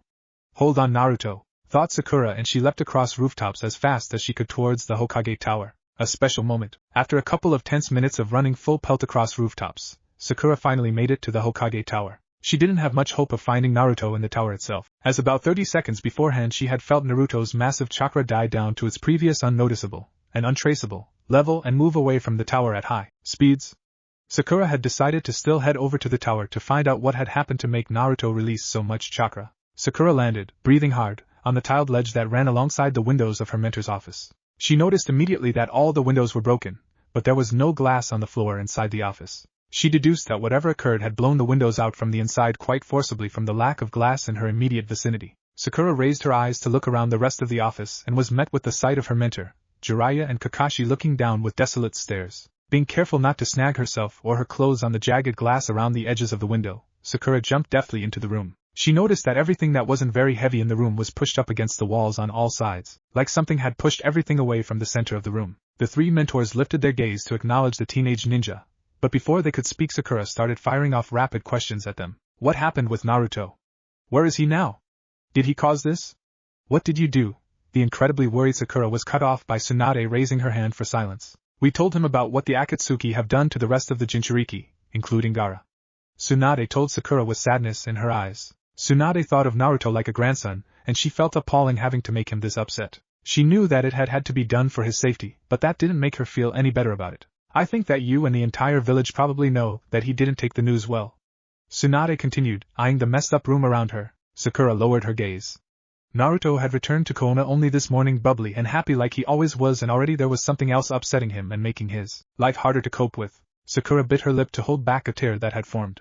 Thinking about Naruto's life so far had that effect on her recently. All through his life he's had to deal with incredible hardships because of the Kyuubi and this village. His unorthodox meeting with his parents for the first time was ruined by the fact that some of his most trusted people had held back who his parents were from him. Now on his first day back in Konoha in 4 years has been ruined because of more secrets held back from him. I won't keep anything from him anymore.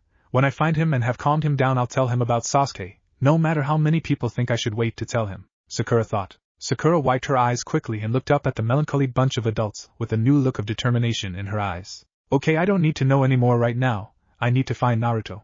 Where did he go? She demanded forcefully. It was Jiraiya that responded.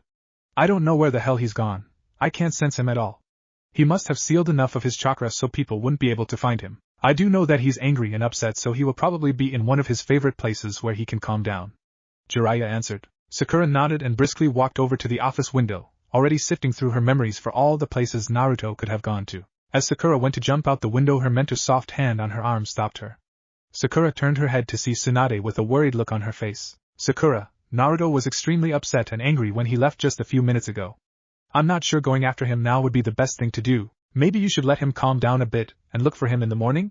Tsunade reasoned gently. Sakura shook her head slowly and removed Tsunade's hand from her arm. I promised Naruto today that I would always be there for him when he needs someone. It sounds like he needs someone now more than ever, and I'm not going to let him down, no matter what the risk.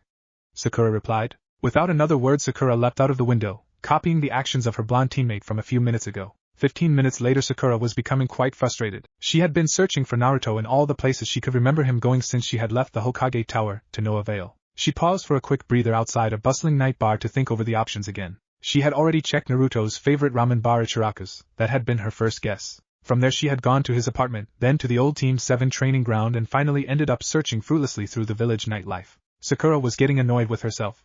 Naruto was supposed to be her teammate and good friend, and she didn't even know him well enough to know where he would go when he wanted to be alone or to think. As she thought this, an idea shot through her as an old memory resurfaced from the time before the third Hokage was killed, before Sasuke and then Naruto left her, before all the trouble started. It was late afternoon after a day of rigorous training for Team 7, and Kakashi had decided to give Sasuke, Sakura and Naruto the rest of the day off. Sakura, of course, made a beeline for Sasuke, begging him to let her take him to eat somewhere. As per usual, Sasuke curtly declined and stalked off without another word, leaving Sakura and Naruto alone in the empty street. Sakura frowned, both in disappointment and anguish of being turned down by her crush yet again, and also from the realization that Naruto was almost certainly going to suggest that she go on a date with him instead of the team. Sakura was shocked when she turned around to see Naruto quiet and still for once, staring at the ground with a sad, serious look on his face. Slipping into a soft tone that she didn't use very often with her blonde teammate, Sakura approached Naruto. Naruto, is there something wrong? And what are you going to do with the rest of the day? She asked Naruto inquisitively. Naruto jerked slightly as she spoke to him. He had been completely lost in his thoughts, thinking he was finally coming to the realization that Sakura was indeed in love with Sasuke, and that no matter how much he wished otherwise, he didn't really stand a chance. There was a pause as Naruto's brain properly processed what Sakura had said to him.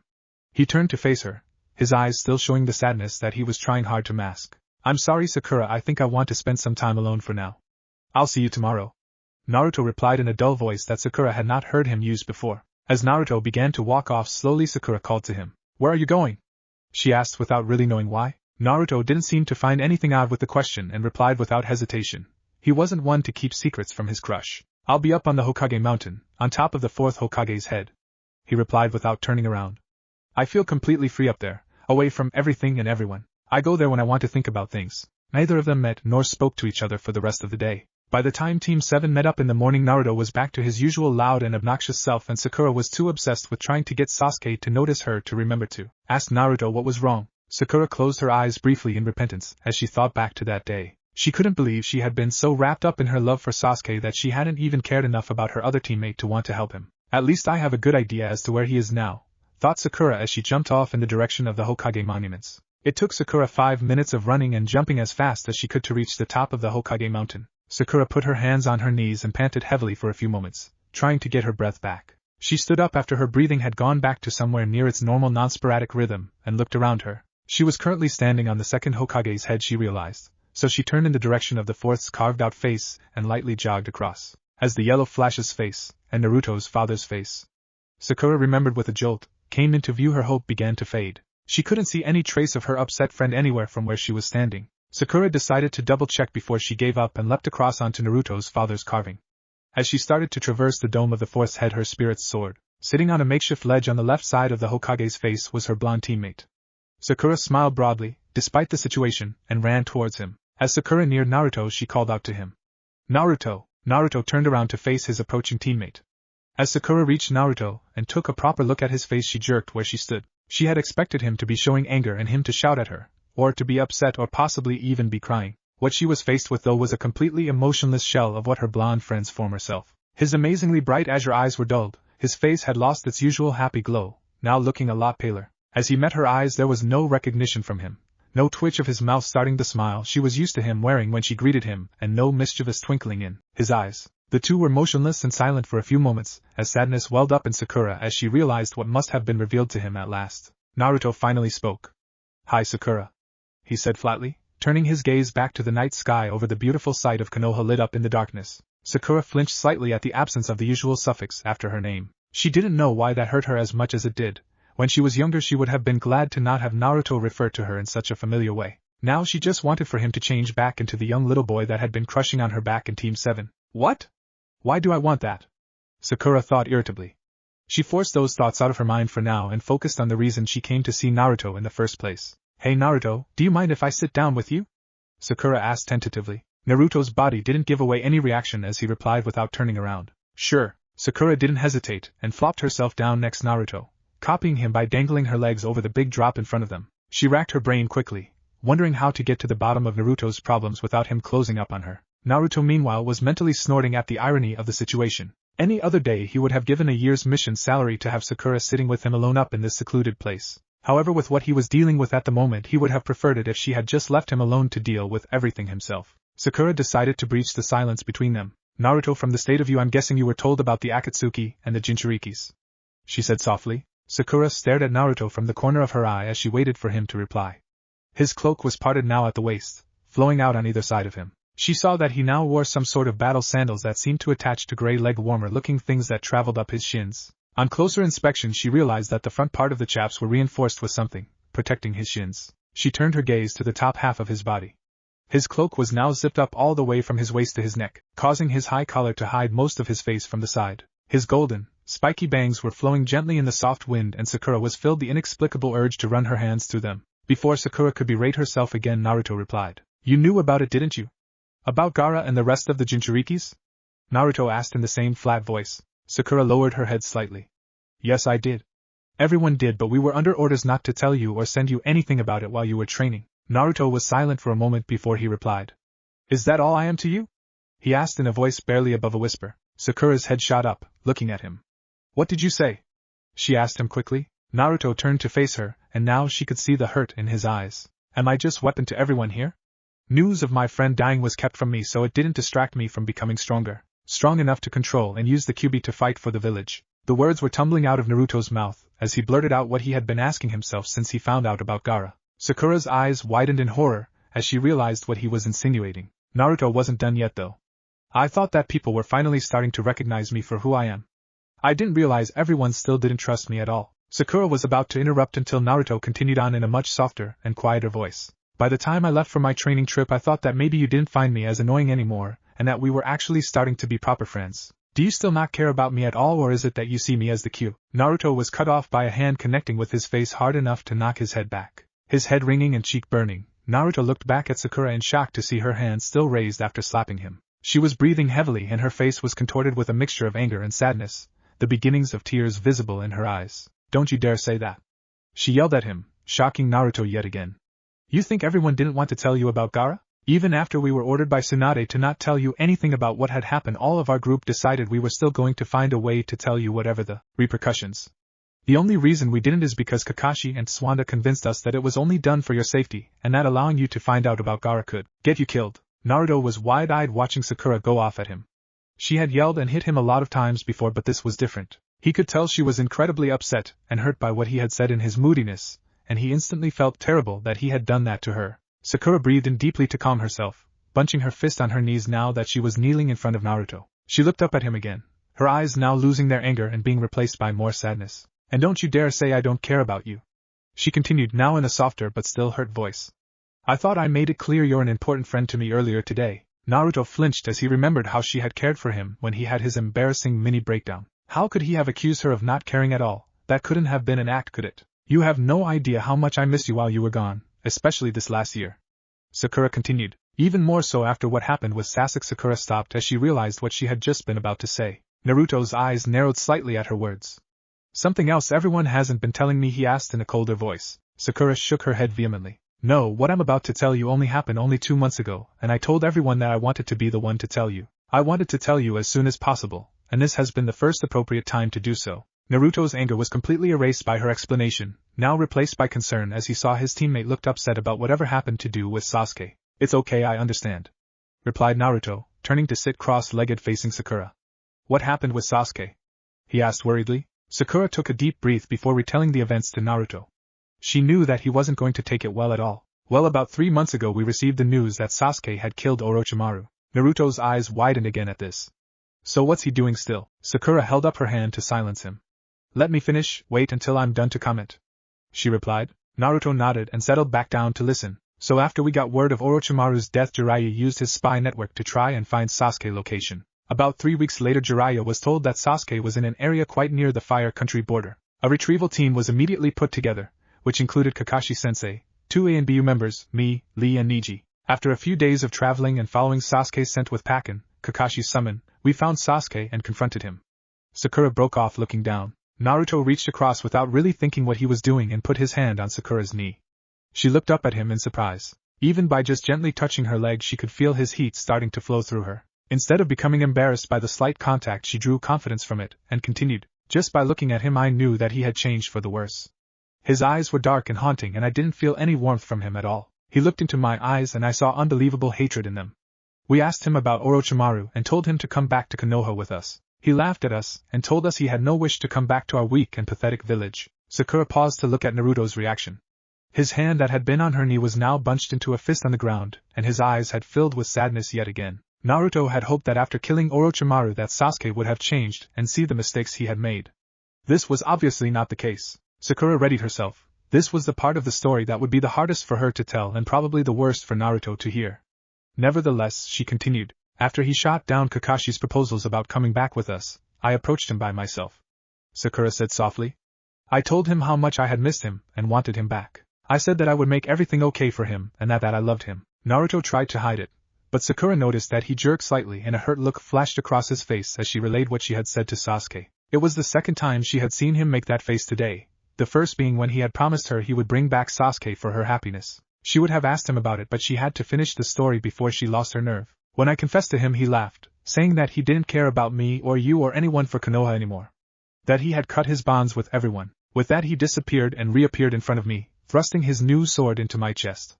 It was only Kakashi-sensei's reactions that saved me. Sakura reached up and pulled her shirt down slightly from her shoulder, revealing a 3-centimeter scar just below her collarbone. Kakashi-sensei just managed to jump and knock the blade away from piercing my heart a moment before it would have. In the shock of me being stabbed through by Sasuke, Sasuke managed to get away from our group. That was the last we saw of him since we came back to Konoha because of my injury. Sakura finished looking down at the ground, shaking slightly as she remembered the moment that Sasuke proved he had broken the bond that they had had permanently. Sakura looked up quickly as she felt Naruto's chakra begin to fluctuate. The air around Naruto started to glow orange and both his hands were bunched into fists, tightened so much that his hands were beginning to go white. I almost lost her, Naruto thought in shock and anger. And it was Sasuke that almost killed her. I never thought he would go this far. I can't believe this. Sakura saw that Naruto was letting his emotions get the better of him, just like what had happened in the Hokage Tower. She quickly did the only thing she could think of doing, shuffling forward and cupping his face with one hand, raising his face to look her in the eyes. As Naruto looked into Sakura's jade eyes, he immediately calmed down, his chakra level settling down into being held back by his seal. As he calmed down, he began to blush as he noticed his proximity to the beautiful girl in front of him. Sakura didn't seem to notice as she spoke to him. "Don't get upset, Naruto. I'm fine now and I've gotten over it a bit, I think," Sakura said, trying to console him. Naruto studied her face and saw that she was trying to put on a brave face for him. He growled slightly and surprised Sakura by drawing her into a tight hug. As she was wrapped up by Naruto's arms, Sakura immediately felt calmer and inexplicably safe. "No, it's not okay," Naruto said, resting his chin on top of Sakura's head. "I know what it's like to be on the end of a killing blow by someone who is close to you. It's not something you just get over quickly. It happened to me 4 years ago, and I'm still not totally over it." Naruto tightened his grip on Sakura slightly. "I'm so sorry you had to go through something like that. I promise I won't let anything like that happen to you again," Naruto said softly. Whether it was all the emotions from the Sasuke incident she had kept bottled up, or the reaction from what Naruto had just said to her, Sakura's resolve to stay strong and keep herself in check broke. She melted into Naruto, clasping his cloak with both her hands, and pulled herself into him. She smothered her sobs in his chest and managed to soak his chest within moments. Naruto, meanwhile, was emotionally confused. He was still incredibly angry and upset about Sakura nearly being killed by Sasuke, but he was also happier than he could ever remember being at having the girl he loved nestling into him like she was now. Even though he could barely believe he wasn't dreaming, comforting the girl in his arms came first. He moved one hand to rub her back and used the other to run through her pink hair, whispering calming words to her like she had done for him. Though she was still crying, Sakura was fully aware of Naruto's actions. Although she never, ever would have even considered letting Naruto think he could be like this with her before, she completely welcomed it now. His warmth had enveloped her entire body, and she could already feel herself calming down because of it. She stopped crying but didn't take her face away from his chest, not really wanting him to stop. His hands on her back and in her hair felt amazing, and she tightened her grip on him. Not really considering what he was doing, only thinking about comforting his friend, Naruto tilted his head down and lightly kissed Sakura on the top of her head. He immediately pulled back, blushing heavily at what he had just done, wondering if he could think of a way to get away before Sakura punched him into the middle of next week. Sakura was enjoying herself immensely until she felt Naruto's soft breath and then his lips on her head. Although Naruto couldn't see it, Sakura's face became redder than Gaara's hair as her brain computed what Naruto had just done. Instead of the indignation she expected to feel, a warm feeling came over her body, and she moaned slightly in pleasure at the contact. She began to feel something that could only be described as lust, and she knew it. However, before she could become shocked about that, she felt Naruto stiffen and loosen his grip on her. She deduced this was because he had realized what he had just done and was panicking. Stupid Naruto, always doing things without thinking, she thought with a grin. She felt him start to pull away from her by moving backwards, but she wasn't about to let that happen. She moved off her knees and wrapped her arms around Naruto's stomach, curling up in between his spread legs. She rested her head sideways against his torso and closed her eyes. "Don't move, you're too comfortable," she murmured at him, her voice slightly muffled by his cloak. Naruto smiled and blushed at the same time. He had no problem whatsoever not moving now that he knew Sakura didn't have a problem with it. He relaxed, bringing his outstretched legs in a bit to encircle Sakura's form, and pulled Sakura closer to him with his arms. His heart pounded as he felt her respond by snuggling up into him. He tried to calm himself before he got too excited. "It's not like she feels like I do," Naruto convinced himself mentally. "She's just upset and needs someone to comfort her, that's all." The two teammates remained in this position for about 15 minutes, by which point Sakura had drifted off to sleep and Naruto was becoming quite uncomfortable on the rocky ground, despite his happiness of how the situation turned out. Naruto slowly disentangled himself from Sakura while still keeping her upright with his hand. He knelt next to her, gently prodding her shoulder to see if she was really asleep or not. When she didn't stir, he sighed. "As much as I've enjoyed this, it's getting kind of late, and we can't just fall asleep without anyone knowing where we are," he said softly to the gently snoring girl. Naruto gently slid his arms under her sleeping form, picking her up bridal style. As he stood up and looked at her, he smiled sadly. "I'll probably never be able to hold her like this again. I wish it could have lasted longer," he thought before gripping Sakura securely and by using chakra concentrated in his feet, jumped explosively off the fourth's head and into space. If Sakura had have woken up at this point, she probably would have screamed bloody murder and then had a heart attack, as they were both plummeting down towards the village below them. Luckily Naruto knew what he was doing and his brow furrowed as he concentrated on another skill he had learnt on his training trip. He unsealed a small portion of chakra from his seal, concentrating on putting as much chakra as he could into his feet. When he was about 50 meters away from the roof of a high building, he pushed the chakra outwards from his feet, pushing against the air below him. The outcome of this was Naruto's plunge downwards slowing considerably as the chakra was trying to push him back up into the air. Naruto landed softly on the rooftop, hardly causing a noticeable bump for him or his passenger. Unfortunately, Sakura was a light sleeper and the bump, as small as it was enough to wake her from her nap. She groggily opened her eyes to slits, gazing up to see Naruto's handsome face looking forward, not yet noticing she had woken. Sakura decided to keep it that way as she felt herself whooshing through the air in Naruto's arms. She blushed slightly as she realized she must have fallen asleep up on the mountain and Naruto was carrying her home. Sakura kept her eyes open as unnoticeable slits and gazed at the young man carrying her. Her brain was still half asleep as she was still immensely comfortable, even flying through the air. Maybe it was because of her drowsy state that as she continued to gaze at her carrier her body began to have a reaction. He's actually unbelievably hot, she thought, trying not to let her blush show. Even Sasuke wasn't this good looking when I saw him a few months ago, and I thought he was amazing. Her mind rocked at the revelation that she had just admitted that someone was hotter than Sasuke. And on top of that, that person was Naruto. Sakura mentally shook her head. I've got to think this through in the morning, I'm just going to enjoy the moment, she thought, closing her eyes and relaxing as Naruto glided through the air with her. To Sakura's disappointment they arrived at her house a few minutes later. Naruto thought for a moment at her doorstep, and decided it would be nicer to not have to wake Sakura up. So he jumped deftly up onto Sakura's wide windowsill on the second floor, and used the simple skill of manipulating Chakra to unlock her window, checking quickly that no one was around to think he was breaking into a house with an unconscious girl in his arms. Naruto pushed through the curtains and stepped into Sakura's room. He paused and took a quick look around her room. He had never had the luxury of ever being in it before. What he could see in the gloomy light was a surprisingly messy room. The shelves and desk covered with open scrolls and notes, while the floor was littered with random medicinal books. Sakura cursed to herself that she had decided not to clean up her room this morning. Naruto decided that it was a bit rude to look around someone's room without permission, so he carefully maneuvered his way around the mess on the floor to her bed. The bed was nothing really special, apart from the quilt and pillows being a bright pink. Naruto smirked as he pulled back the covers. As much as Sakura acted violent and loud with everyone, she was still a girly girl. Naruto lay there pretending to sleep Sakura as carefully as he could on her bed, propping her head up slowly on her pillow. He then proceeded to draw the quilt up her neck, tucking her into bed. Sakura was somewhere between feeling like she was in heaven and feeling incredibly embarrassed. She hadn't had anyone do this for her in a long time. She had stopped her parents doing it long ago since she said it wasn't befitting of someone trying to become a ninja. However, it did feel amazing having someone be so gentle and caring with her. She had never expected Naruto to be able to show so much care, but her surprises weren't over for tonight just yet. As Naruto stood up and went to leave through the window, he stopped, staring at the peaceful face of the girl he had been in love with for years. His heart ached as he thought about all the things he wanted to tell her but couldn't, because he knew their friendship would be as good as over if he did. He couldn't stand it though, not saying anything. He decided that if he couldn't say it to her when she was awake, that he would say it to her while she was asleep. He wouldn't get many chances like this again. Sakura could feel Naruto standing next to her still, and hear his soft breathing. What's he doing? Thought Sakura, fighting the urge to open her eyes. Is he looking at me? Sakura nearly jumped as Naruto spoke softly and quietly next to her. I'm sorry I can't say this to you while you're awake, but the risk is too great, Naruto whispered. He took a deep breath, wondering why it took this much courage to say this to someone who was asleep and couldn't hear him. I'm not sure if anyone's told you this before, but you are incredibly, amazingly beautiful. Not just on the outside, but on the inside too. You only thought of making me feel better when it should have been the other way around. Thank you. And with that, he lowered his head and kissed Sakura gently on the forehead, just as Sakura had done to him when their position had been reversed. Naruto blushed heavily and quickly moved away to the window. He jumped outside, closing the curtains and then window behind him. He breathed out, feeling better after confessing a bit of how he felt to Sakura, albeit with her being asleep. Naruto grinned slightly. God, I'm such a... he thought ruefully.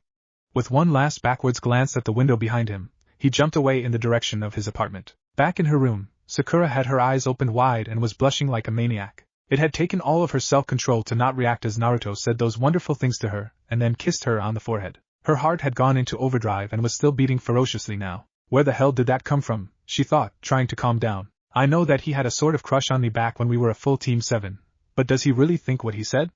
And what does he mean the risk is too great? Despite her confusion, Sakura was practically radiating happiness.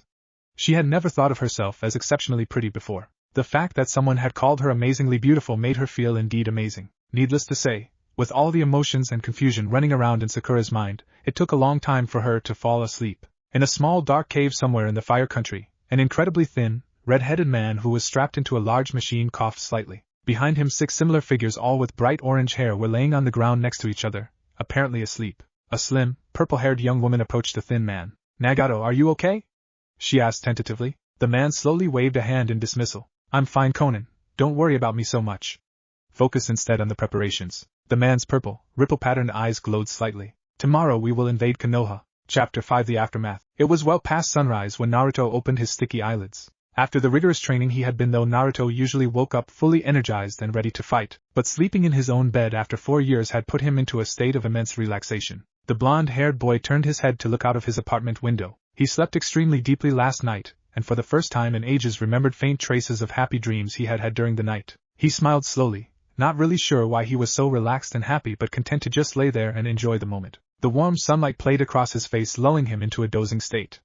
A couple of small birds landed on a tree near his window. The birds were having some form of disagreement over a berry that one of them were holding in their beak. The berryless bird squawked in annoyance at the other bird, probably wanting a share of the small fruit. The sharp noise of the bird squawking pierced into Naruto's half-asleep brain, waking him up completely. With his awareness levels raised, memories of the night before shot through his head in an instant. Naruto smiled as he realized the reason for his happiness: his pink-haired teammate. He still couldn't believe he had held her as close as he did last night, and that she not only allowed it but reciprocated the actions herself, pushing into him further. Naruto's cheeks warmed slightly at the memory of his slight confession after he had carried Sakura home and put her to bed. I wonder if I'll ever be able to tell her that while she's awake, he thought with a wry grin. Naruto's bright face darkened as he remembered what Sakura had said last night, while informing him of Sasuke's further descent into darkness. I told him how much I had missed him and wanted him back.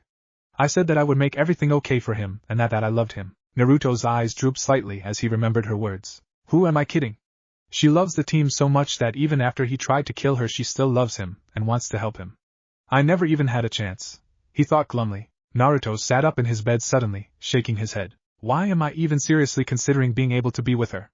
I know she loves Sasuke, so why did I so upset when she said she told him she loved him? He thought angrily. Nothing's changed. She loves Sasuke and needs him to make her happy, so I will find him, fix his brain from whatever the snake fucker did to him, and bring him back. That's all there is to it, Naruto told himself. Naruto pushed himself off his bed and went to take a quick shower to freshen up. As the hot water fell against his shoulders he began to contemplate his own feelings. The things that had happened last night had increased his feelings for Sakura tenfold. He hadn't even thought about it at the time, but being that close to Sakura was probably a seriously bad idea. Naruto palmed his forehead in frustration. Even though I know that she loves Sasuke and she will never love me, I still held her like that. What was I thinking? I need to start trying to get over her, not make my feelings for her grow even more, he thought exasperatedly. As he got out of the shower he felt another negative feeling add to his already long list of them: guilt. I shouldn't have held her like I did. Besides the fact that it's made my infatuation worse, I'm not sure if I did it for her or for myself. If I did it for myself, it means I took advantage of her while she was so upset. The thought made Naruto feel slightly sick, and he quickly tried to distract himself by finding some breakfast. He hadn't eaten last night because of a combination of churning emotions and being absolutely bone-dead tired. Naruto cursed as he opened his food cupboard. There was nothing in there. He felt a bit stupid as he realized he hasn't been home for 4 years. Of course there wasn't going to be any food here. Never perturbed for long, Naruto suddenly smiled as he thought of where he could have an even better breakfast. He quickly grabbed his trademark cloak and sword and fastened them on. He only really needed to use his sword for serious fights. But it never hurts to be prepared, Naruto always thought. Giving himself a final check in his bathroom mirror, Naruto smiled wolfishly. He would never admit it to anyone, but he was secretly extremely happy with his more grown-up body and look. He had always abhorred the fact that he had been quite short when he was younger, and had been pleasantly surprised about a year ago when he noticed how much he had actually grown. His cloak was very similar to the Akatsuki cloak, designed for good reason. When Naruto had run into Itachi and Kisame on the search for Tsunade, he had thought that their outfit was extremely cool and made his enemies look pretty badass. Because of this he had had his own cloak custom made to look like the Akatsuki cloaks, with different insignias on it. Contented that he looked sufficiently badass, Naruto left his apartment, and began a slow meandering pace to his favorite ramen bar. Naruto felt his mood quickly brighten as he slowly walked through the village. He took his time gazing at all the familiar places from his childhood and marveling at how little had changed. His mood wasn't even ruined by the usual harsh looks he received from the villagers when he was younger. With his new height and cloak hardly anyone recognized him. Instead of looks of disgust and hatred he was getting looks of respect and shy curiosity from the villagers. One thing he didn't pick up on was the fact that most of his new curious admirers were teenage girls, who had taken one look at the mysterious, handsome young man and had become instant gawking fangirls. However, Naruto wasn't ignorant enough to think that he would still be treated like this if everyone knew who he was. As soon as the villagers found out he was the container of the Kyuubi that had miraculously left the village 4 years ago, he would once again become despised and shunned. Naruto grit his teeth in frustration. Common sense wouldn't get through to these people. Neither would telling them that he was the fourth son. They would just say by living he was spitting on the Yandame's image. No, he had to find some way to prove his worth to them. If he showed he was willing to give his life to protect the villagers' lives, they would have to acknowledge him, wouldn't they? To become acknowledged by everyone in the village was one of the main reasons he had strived so hard to become stronger. It went hand in hand with his dream of becoming Hokage. Naruto realized he had been walking in a daze for some time, and had almost walked past his destination. smiling goofily behind his collar at the familiar sight and smell of his favorite eatery. He brushed past the door hangers covering the entrance and entered Ichiraku's for the first time in 4 years. The small restaurant was empty as he walked in, but there was evidence that a group of people had recently left in the form of stacks of empty bowls on the counter. Naruto looked up to see the old man Tsuchi was cooking behind the counter, who seemed to be oblivious to who his next customer was. Naruto grinned as he walked up to the counter. He was looking forward to seeing the old man and Ayam, his daughter, just as much as he was looking forward to eating his favorite ramen that he had been missing out on for so long. Tsuchi saw the movement of a new customer out of the corner of his eye. Putting on a friendly smile he reserved especially for paying customers, he turned around to greet the person. "Good morning, sir. How may I help you?" Tsuchi suddenly froze to a halt as he instantly recognized the young man in front of him. "Naruto? It is you, Naruto. You're finally back. How the hell are you?" The old man half yelled in an excited frenzy from seeing his favorite customer again. Naruto chuckled and unzipped his high collar down to chest level, revealing the wide smile plastered on his face. "I'm surprised you recognized me when I've got this cloak on, old man," Naruto said through his bright smile. "Bah! As soon as I saw that great mop of yellow hair I knew it had to be you. I am. Come and see who's come back," Tsuchi shouted with his head turned to the back of the restaurant. "I take it you want your old favorite, miso pork ramen?" asked Tsuchi in a normal voice, turning back to Naruto. As Naruto nodded happily, Tsuchi smiled back. "Seeing as this is a special occasion, I'll make you an extra large bowl on the house," Tsuchi said, walking over to the cooking appliances to start preparing Naruto's food. Naruto was just about to reply when Tsuchi's daughter Ayam appeared from the back room. "Dad, what is it?" "I was busy unpacking," Ayam began before halting just her like father. Her eyes widened as she laid eyes on the tall young man in front of the counter. She had a brief moment of confusion to who this handsome man was standing in their restaurant, but then she made the same deduction as her father had when she took her the man's messy yellow hair and wide foxy smile. "Naruto!" Ayam squealed as she quickly pulled up a movable section of the counter to greet the boy. Naruto didn't have any time to reply before Ayam wrapped him up in a tight hug. "Girls seem to have been hugging me a lot since I've come back," thought Naruto vaguely as he returned the warm embrace gladly. He grinned suddenly. "I'm not complaining though." As Ayam pulled back and smiled brightly, Naruto tried to hold in a blush. "Damn right I'm not complaining, she's beautiful. How did I not notice before I left?" Naruto thought, a bit stunned. He felt slightly guilty thinking about Ayam in such a way since he was already admittedly in love with Sakura. Unbeknownst to Naruto, the older girl was having much of the same train of thought. Ayam was trying, and failing, to hold back a blush of her own. She hadn't thought anything of it when she rushed out and hugged Naruto, only thinking about greeting her friend after he had been gone so long. Now that she stood back and properly took in the young man Naruto had become, she was taken aback to say the least. She had always thought, secretly, that Naruto had been quite cute when he was younger, but he was 1.5 years younger than her, and was only just reaching puberty back then. Plus she was pretty sure that Naruto had only seen her as an older sister, so she hadn't tried to go down that path. Now, however, things were different. Ayam smirked inwardly as she remembered thinking to herself, maybe in a few years when Naruto had bade her and her father farewell just before he had left on his training trip, I was hoping he might have grown up a bit by the time he came back. But this is beyond what I hoped for, Ayam thought, still blushing and holding Naruto at arm's length, realizing that she now had to look up at Naruto's face. She had felt the hard, defined muscles of his arms and chest as she had hugged him tightly, and it had been surprisingly hard to make herself let go of him. Now that she could analyze his face properly, she blushed harder. His face still had the warm, boyish look that she had found cute before, but now it was much more defined with a harder jawline and sharper features. He had grown his hair a bit so his yellow bangs nearly came down to his bright blue eyes, which were still as amazing as ever. Ayam noticed, perhaps even more so. "He's fucking gorgeous," sighed Ayam inside her head. She noticed that Naruto now had a concerned look on his face, and was saying something that she couldn't hear. "Aim.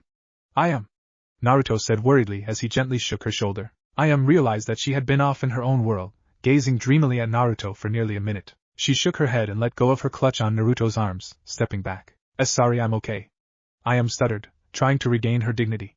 "It's great to see you again, Naruto, you've grown up well," Ayam said, blushing again as she realized what she had said. Naruto didn't seem to be embarrassed at all though. "It's great to be back. And you too, Ayam, you've definitely changed since I've been gone," he said with a grin. Ayam could tell from his face that Naruto meant in a positive way, and she turned her face away slightly, fiddling with the ends of her apron. Tsuchi had been watching the interaction between his daughter and Naruto with interest out of the corner of his eye. He was quite protective of his daughter, and he knew a lot of boys in the village had their eyes set on her. However, he felt different with Naruto than he did with other boys his age. He and his daughter had known Naruto for many years and had developed a strong bond with him. He didn't know what Naruto's motives were, but he's sure that whatever they were, that Naruto cared too much about his daughter to hurt or take advantage of her. Tsuchi chuckled slightly as he finished plating up Naruto's ramen. "It's probably the other way round actually, she is over a year older than him," he thought with a grin. He noticed the two teenagers had fallen into silence for a few moments.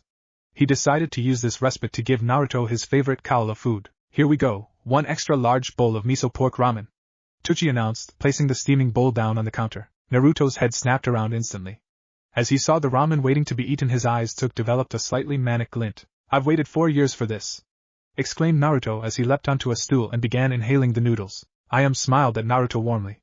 Even though he's gotten older, he's still the same little boy inside, she thought happily. Ichiraku's was silent aside from small slurping noises as Naruto thoroughly enjoyed his ramen. By the time Naruto had finished, Tsuchi had gone out the back of the restaurant, and Ayam was alone with Naruto wiping down the benches. Ah, that was amazing, sighed Naruto contentedly as he leant back and pushed the empty bowl away from himself. It was definitely worth the wait, he said, smiling at Ayam. She smiled back at him. I'm glad you think so. It'll be great for business now you're back, she said with a laugh, hiding the nervousness she was feeling. She knew what she wanted to do but wasn't sure if she had the courage to pull it off. Well, if I'm going to go for it, I might as well make myself look a bit nicer, she thought. She took off her apron and chef assistant hat, placing them on the counter next to her. Straightening out her shirt and thigh-length shorts, she checked her reflection in one of the sparkling clean sinks. She groaned at her long hair, or more specifically the shape her hair was in because of the chef's hat. Ayam was trying to inconspicuously fix her hair a bit when Naruto spoke up. Well, it would be nice to stay here and chat for a while, but I only just got back yesterday, and I've got stuff I really have to do, Naruto said, seemingly oblivious to the fact that Ayam was grooming herself quite thoroughly. Ayam started and replied automatically. Oh, okay then, Naruto. I'll see you soon. Naruto stood up, adjusting his cloak and sword. Sure thing, I'll be back soon, don't you worry. Tell the old man I said thanks and I'll be back for more, he replied, walking out of the store while waving back to the flustered girl. Damn, he's leaving, thought Ayam, panicking. Should I still go for it? Oh, what the hell, if he says yes it'll be well worth it, she concluded, hurrying out of the store behind Naruto. Naruto, wait, she called after the departing, cloaked boy. Naruto turned around to see a red-faced Ayam looking up at him. He raised one eyebrow, silently questioning her. Naruto, I was wondering if you wanted to catch up tonight so you can tell me what you've been up over the years. I'd love to hear all about your travels, Ayam asked nervously, clasping her hands in front of her. Naruto grinned easily. Well, who would have thought it, Ayam, you asking me out on a date? He said jokingly. Ayam looked into Naruto's eyes, steadying her resolve. Well, Ayam, she replied quietly. Naruto took a step backwards in shock. This was the first time a girl had asked him out, or shown that level of affection towards him. And from Ayam no less. She was over a year older than him and was beautiful as well as having a killer body. Not as good as Sakura's but somewhere close. She could have had pretty much any guy in the village if she wanted, ninja or villager. Needless to say, he was flattered. However, he had to find a way to let her down without hurting her. Going on a date was relatively harmless. But he loved Sakura and he couldn't help it that going out with another girl felt wrong to him. So you're going to be like this when the Uchiha brat comes back and is mating with your pink-haired vixen? The Kyuubi snorted inside Naruto's head. Naruto was about to yell at the Kyuubi for bringing up something like that when he suddenly stopped. The Kyuubi had a point. At some point in the future, Sasuke would be brought back to Konoha and Sakura would revert back to how she was when Team 7 was together. And unless Sasuke was completely homosexual, he would take one look at the now grown-up Sakura and at least partly reciprocate her feelings. Naruto remembered his internal conflict from earlier this morning. I decided that I should let go of the hope of her seeing me as anything other than a friend and that I should try and get over her. TCH, you think you can actually do that? I feel everything you feel, you know. The Kyuubi replied disdainfully. That's besides the point, I have to try. The more feelings I have for Sakura when Sasuke gets back, the more it's going to hurt. Naruto finished, cutting communication between him and the Kyuubi. Refocusing on the situation at hand, Naruto smiled at the cute girl in front of him. Is that so? Well, I would like that, Ayam. He responded, still smiling. Ayam's eyes widened slightly, then her face split open into a dazzling smile of happiness. Ah, really? Wow, okay, yeah, it'll be fun, blurted out an excited Ayam. Does tonight at about 7 sound good? I finish work at 6 but I want to change and freshen up before we go out. Naruto nodded. Sure, I'll be free then. I guess I'll come and pick you up from your house, but I'll need your address, he replied, scratching the back of his head. Ayam pulled out a pen from her short pocket and wrote the directions to her house on Naruto's hand. She felt a slight rush at the contact, while Naruto noticed he didn't feel anything, nothing like the heat and tingle when Sakura touched him. He sighed mentally. It was going to be even harder than he thought to try and make this work. Ayam finished writing on his hand and backed off, still smiling warmly. Okay then, well, I've got to get back to the shop.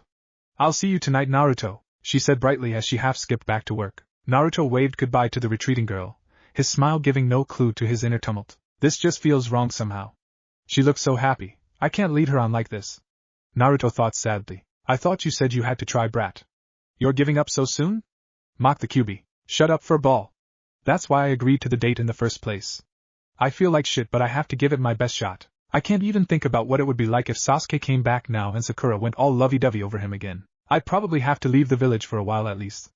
Naruto retorted sullenly. It seems to me like you're still being a. You should just tell the pink-haired vixen how you feel and hope for the best. The Kyuubi replied. Naruto didn't reply for a moment as he contemplated the Kyuubi's idea. Finally he shook his head. It's not that easy, he finished, again severing the communication with the fox. Bringing his mind back to the present, Naruto began to think about what he was actually going to do today. Even though he knew he should go and try and sort things out with Tsunade, Kakashi and Jiraiya, he really didn't feel like seeing or talking to them at the moment. He mused over going to find his friends or Sakura and hang out with them, but he wasn't really in the mood for being around lots of people, especially Sakura with the way his emotions were right now. He sighed. One day in from returning to Konoha, and so much had happened already. Not all bad things, Naruto reminded himself of last night with Sakura, but definitely problematic things. With no real plan in his head, Naruto decided it would be nice to go and visit the old man Hokage's grave and pay his respects. Naruto had grown up a lot while he had been away, and while the Hokage's death still affected him, he now felt happy and pleased about the way he had died. He had died the way he wanted, protecting the village and everyone in it that he held so close to his heart. As Naruto wandered to the cemetery, he wondered that if he had to die early, would he be lucky enough to go out fighting to protect something he loved? Little did he know that he was going to get the opportunity to have that sort of fight in the very near future. Sakura had woken up feeling unreasonably happy. Much like her blonde-haired teammate, she didn't realize why she felt so good and was just content to enjoy the moment. Sakura sat up slowly in her bed, memories from the night before slowly coming back to her with her regaining consciousness. She smiled widely at the thought that her and Naruto had gotten closer already. She had worried that after spending so long apart from each other that they would have trouble reconnecting. She had been worried Has was going to turn out like Sasuke. She was happy that her worries had been unfounded. Sakura suddenly blushed and lightly touched the top of her head where Naruto had kissed her up on top of the Hokage monument. She had convinced herself that he was simply trying to comfort her, and yet her body had reacted much more than it should have. Sakura mulled over this for a few moments, then decided to put it down to how emotionally distraught she was at the time. She hadn't been in her right state of mind. The rest of the night's events came back to her gradually. Her falling asleep against Naruto, waking up to find him carrying her home, pretending to still be asleep so he would continue doing so, him taking her into her bedroom, and Sakura sat bolt upright, remembering suddenly what Naruto had done just before he had left through her window. Her blush returned in full force as his words came back to her. I'm not sure if anyone's told you this before, but you are incredibly, amazingly beautiful. Not just on the outside, but on the inside too. You only thought of making me feel better when it should have been the other way around. Thank you. Her forehead burned pleasantly around the area that Naruto's lips had touched her. She couldn't use any excuses this time, she had been in her right state of mind at that moment. When he said those words to her, she had been amazingly happy. Even thinking about it now made her body tingle slightly. She shook her head quickly. What was wrong with her? She didn't feel like even around her Uchiha teammate, and she admittedly loved Sasuke. Didn't she? Was she just clinging on to the memory of how the raven-haired boy had been before he left? Or did she actually still love him as he was now? Arf! Sakura exclaimed, dropping her face into her palms. Why did everything have to be so confusing? She was ecstatic that Naruto was back, but within the space of a day he had somehow turned her emotions into a confusing whirlpool. She truthfully didn't even know what she was feeling at the moment, or for whom. Sakura decided she had lounged around for long enough. She forced the confusing thoughts and feelings about Naruto out of her mind, grabbed some clean clothes and walked briskly to the bathroom. She calmed herself down by letting the hot water crash against her forehead. Even though the thought of it made her stomach feel funny, she concluded that the best course of action would be to try and get some closure from Naruto about last night. She wouldn't ask him about what he said to her when he put her into bed. She was supposed to have been asleep. She did want to know why he had wanted to be so close to her, and why he had treated her so tenderly, and with so much care. She wasn't upset with him about it, quite the opposite. She just wanted to know what he thought about it before she concluded how she felt about it. Getting out of the shower fully refreshed, Sakura pulled on her clothes and made sure her hair was perfect. Looking over herself in the mirror, she double-checked everything about her appearance. When she realized what she was doing, she blushed slightly. When have I cared so much about looking good for someone? It's only Naruto, she thought, berating herself. She couldn't really be bothered dealing with her parents today. They'd probably start asking questions about what happened last night, and she really didn't want to get into it with them. So she ran past both her perplexed parents yelling, "Morning, Mom, Dad. I'm going out for a while, see you later," and burst out through her front door. As she careened into the busy street, she paused to think where she could find the blue-eyed boy that had been the object of her confusion. She smiled as thought of the obvious place to start. 5 minutes later, Sakura walked into Ichiraku's. She looked around disappointedly, not finding anyone inside apart from a happily humming Ayam. Sakura walked up to the counter smiling at the older girl. She had gotten to know Ayam quite well over the years that Naruto had been away. Sakura had frequented the ramen bar quite a lot since Naruto left as a way of reminding herself of him. Hey has Naruto been in this morning? Sakura asked politely. The long-haired girl looked up and grinned at her friend. He was here about 10 minutes ago, you just missed him, she replied happily. Sakura perked up, realizing her friend couldn't be too far away. Thanks And what's happened to you? You look like an excited young Naruto, Sakura said with a grin, walking backwards out of the shop. Looked down to hide her blush. Well, I'm going on a date tonight. I asked someone out and they said yes, she replied in a quieter but proud tone. Sakura's eyebrows rose in interest. Oh, how romantic I am. Who's the lucky guy? She asked teasingly. It's Naruto, came Iam's hesitant reply. Sakura stopped dead in her tracks, her mind ticking over. She knew she shouldn't have much of a reaction to what Iam just said, but she couldn't help it. Her happy mood deteriorated instantly, leaving her feeling churned up, upset and slightly betrayed. Betrayed? Her inner voice said. Betrayed by what? Do you think Naruto is yours or something? And no, but what about last night? What is he doing going out with another girl the day after that? Replied Sakura somewhat angrily. What about last night? The part where you told him you still loved Sasuke? He inner self retorted. Sakura froze up for second time. Her inner self was right. She had told Naruto that she loved Sasuke and what? She was mad and upset at him for going on one date. She was pissed at herself now, both for the way she was feeling and for her selfishness. Iam looked worriedly at the girl in front of her who had her head lowered, making her face invisible. Sakura, are you okay? Asked Iam kindly. Sakura's head snapped up, an obviously fake and forced smile on her face. Yep, I'm fine, Iam. I've got to go though, bye. Sakura forced out in an overly jovial tone and then ran out of the restaurant breathing hard. All at the same time Naruto's, Jiraiya's and Tsunade's head shot to attention. It had only been faint, but they had all felt it nonetheless. There had been a disruption in the village's chakra field. Tsunade and Jiraiya felt it because they were in tune to the chakra field, and Naruto felt it just because of his greatly improved chakra sensing abilities. Naruto closed his eyes to determine where the chakra was coming from. His eyes widened as he pinpointed the location, directly above the village, and now from the middle of the village. He immediately took off at high speeds towards the unknown chakra signature, jumping across rooftops. Naruto could tell whatever it was strong enough to pose a large threat if it turned out to be hostile. Naruto gritted his teeth and increased his speed. Sakura was walking almost blindly along the street. She had used up almost all her energy trying to keep her emotions at bay, but now they were getting the better of her. All she wanted to do, much to her disgust, was to curl up somewhere and cry. Preferably cuddling up to Naruto. Sakura nearly screamed out loud.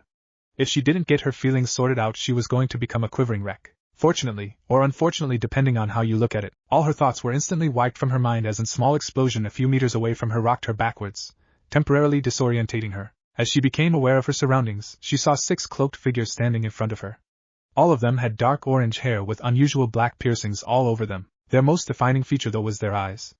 All of their eyes were metallic purple with black ripples throughout them. Even Sakura's muddled brain could comprehend that these people definitely did not look friendly. One of the figures stepped forward. He was a tall man with spiky orange hair and no emotion at all showing on his face. Suddenly he spoke. Where is the Nine-Tails Jinchuriki? He demanded in a dull monotone. Sakura's brain kicked into gear. These people are after Naruto, was the only thought in her head. She got into a fighting stance. I won't tell you anything, she challenged bravely. The man suddenly appeared in front of her, gripping her neck tightly with one hand. Fast thought Sakura as she tried to loosen his grip to no avail. Tell me where he is, or I will kill you, said the spiky-haired man. Sakura's eyes widened. The man's voice had not changed. He did not seem affected in the slightest by what he had just said. Fear started to creep into Sakura as she realized the man fully intended to carry out his threat. I won't give Naruto up, Sakura thought resolutely. I'll die happy if I can spend my last moments protecting him. A flash of sadness went through her. She hadn't even got the chance to talk to him about how he felt about her. Before Sakura could delve any deeper into all the things she hadn't done in her life, a cloaked hand shot out and gripped the wrist of the hand holding onto Sakura's neck. The hand squeezed the purple-eyed man's wrist enough to loosen his grip. Once Sakura's neck was released, the newcomer threw the man's arm away from him, forcing the man to take a few steps back. Sakura collapsed to her knees, heaving in air as fast as his body would allow. After a few moments she glanced up at her savior. She nearly melted on the spot. Naruto was standing in front of her protectively with his cloak billowing out behind him heroically. His cerulean eyes were flashing dangerously as his gaze bored into the man that had attacked Sakura. Despite the situation they were in, Sakura's body was starting to heat up as she gazed at the young man in front of her. For once she didn't try to stop herself, she was too exhausted to hold it anymore. God, he looks hot like that, she thought, still slightly dazed. The Nine-Tailed Jinchuriki is here. And who the hell are you? Demanded Naruto, dangerously quiet. The 6 figures all directed their blank stares at Naruto. The spiky-haired man who seemed to be their leader stepped forward. We are Pain, And we are here to capture you. The man said, purple eyes glowing. Chapter 6 on another level. We are pain. And we are here to capture you, Jinchuriki. The man said, purple eyes glowing. Naruto was about to retort when the QB interrupted him. Naruto, don't be careless. His eyes are powerful. I have known only one other person to have them in my lifetime, and that was the Sage of the Six Paths. The QB informed Naruto in a serious voice. Naruto's eyes widened in shock. The Sage? The man who pretty much created you and all the other tailed beasts? Naruto asked hesitantly, not sure if he wanted to hear the answer. The QB had filled Naruto in about his past, including that of his creator, the Sage of the Six Paths. Even though Naruto couldn't see the QB, he could almost feel the fox nodding, the very same. Don't worry though, the chances of this man or this group being as strong as the Sage is incredibly minute. The Sage was a being on another level, even to me. Naruto mentally sighed in relief, but his relief was cut short by the QB's next statement. Needless to say, anyone possessing those eyes are going to be extremely powerful. Don't get cocky, Naruto, you may have to go all out. The demon fox warned. Okay, thanks for the heads up, QB. I have to get on with it now though. Naruto finished before refocusing on the situation at hand. Naruto tore his gaze away from the purple-eyed man in front of him to look around him. While they were in a pretty big paved, empty courtyard, he knew that for a fight of this caliber it wouldn't be safe fighting in the village. He glanced behind him at his shell-shocked teammate who was still on her knees breathing hard. He didn't blame her. She had just been nearly choked to death. She would have died if he hadn't arrived in time. Just the thought of it nauseated Naruto, and he closed his eyes, briefly closed in pain. There's no way I'm gonna let that happen again. I'll die before he lays another hand on her, he thought angrily. Naruto turned back to look at the emotionless man in front of him. Guess there's no way around it then, we will have to fight. Not that I mind at all, I will eliminate anyone that threatens the lives of those I care about. Naruto said quietly. The orange-haired man's face remained impassive in the face of Naruto's challenge. I care nothing for your motives, nor your feelings, replied the man calmly. You do not stand a chance against us, so no matter how hard you fight or how hard you try, you will be defeated and captured. Sakura had gotten past her oxygen-deprived days and was now looking up at Naruto worriedly. She knew she was by no means a weak ninja, especially in the category of brute strength. However, the strange man who had attacked her had completely overpowered her, seemingly without exerting any effort at all. She didn't even want to imagine how powerful the man could be if he tried. And now Naruto had to fight 6 of them, at once. It hurt to admit it to herself, but as much as she wanted to help Naruto, Sakura somehow knew there wasn't much she would be able to do in this fight. She started, suddenly shaking her head and forcing herself to get up. Stop being weak. It doesn't matter if I can't do much to help him, I still have to try, she scolded herself mentally as she staggered up next to her teammate. Naruto's intense glare immediately transformed into one of concern as he felt Sakura take a fighting position next to him. Sakura, I'm sorry, but you need to sit this one out. You're still partially in shock and are in no condition to fight, Naruto said to his pink-haired friend, laying a hand tenderly on her shoulder. Sakura shook her head vigorously, and raised her hand to cover Naruto's hand, squeezing it gently before trying to let it off her shoulder. No, Naruto. I appreciate your concern, but I'm going to fight with you this time. When we're back in Team 7 it was always you and Sasuke that fought our enemies and I just hung back being useless. While you were gone I trained as hard as I could with Tsunade-sensei so I would be able to fight with you when you got back. Let me show you that I can. She stopped abruptly as she felt Naruto's hand tighten on her shoulder. She looked into his azure eyes to see them full of determination and something else she couldn't quite recognize. Sakura. Naruto began, staring deep into her eyes, willing her to understand. I know that you have improved a lot over the years I've been away. That much is obvious just by looking at you. I look forward to being able to fight alongside you, but this is my fight. I have a score to settle with these Akatsuki bastards and I can tell I will need to take this fight seriously. Having someone with me while I fight seriously probably isn't a good idea.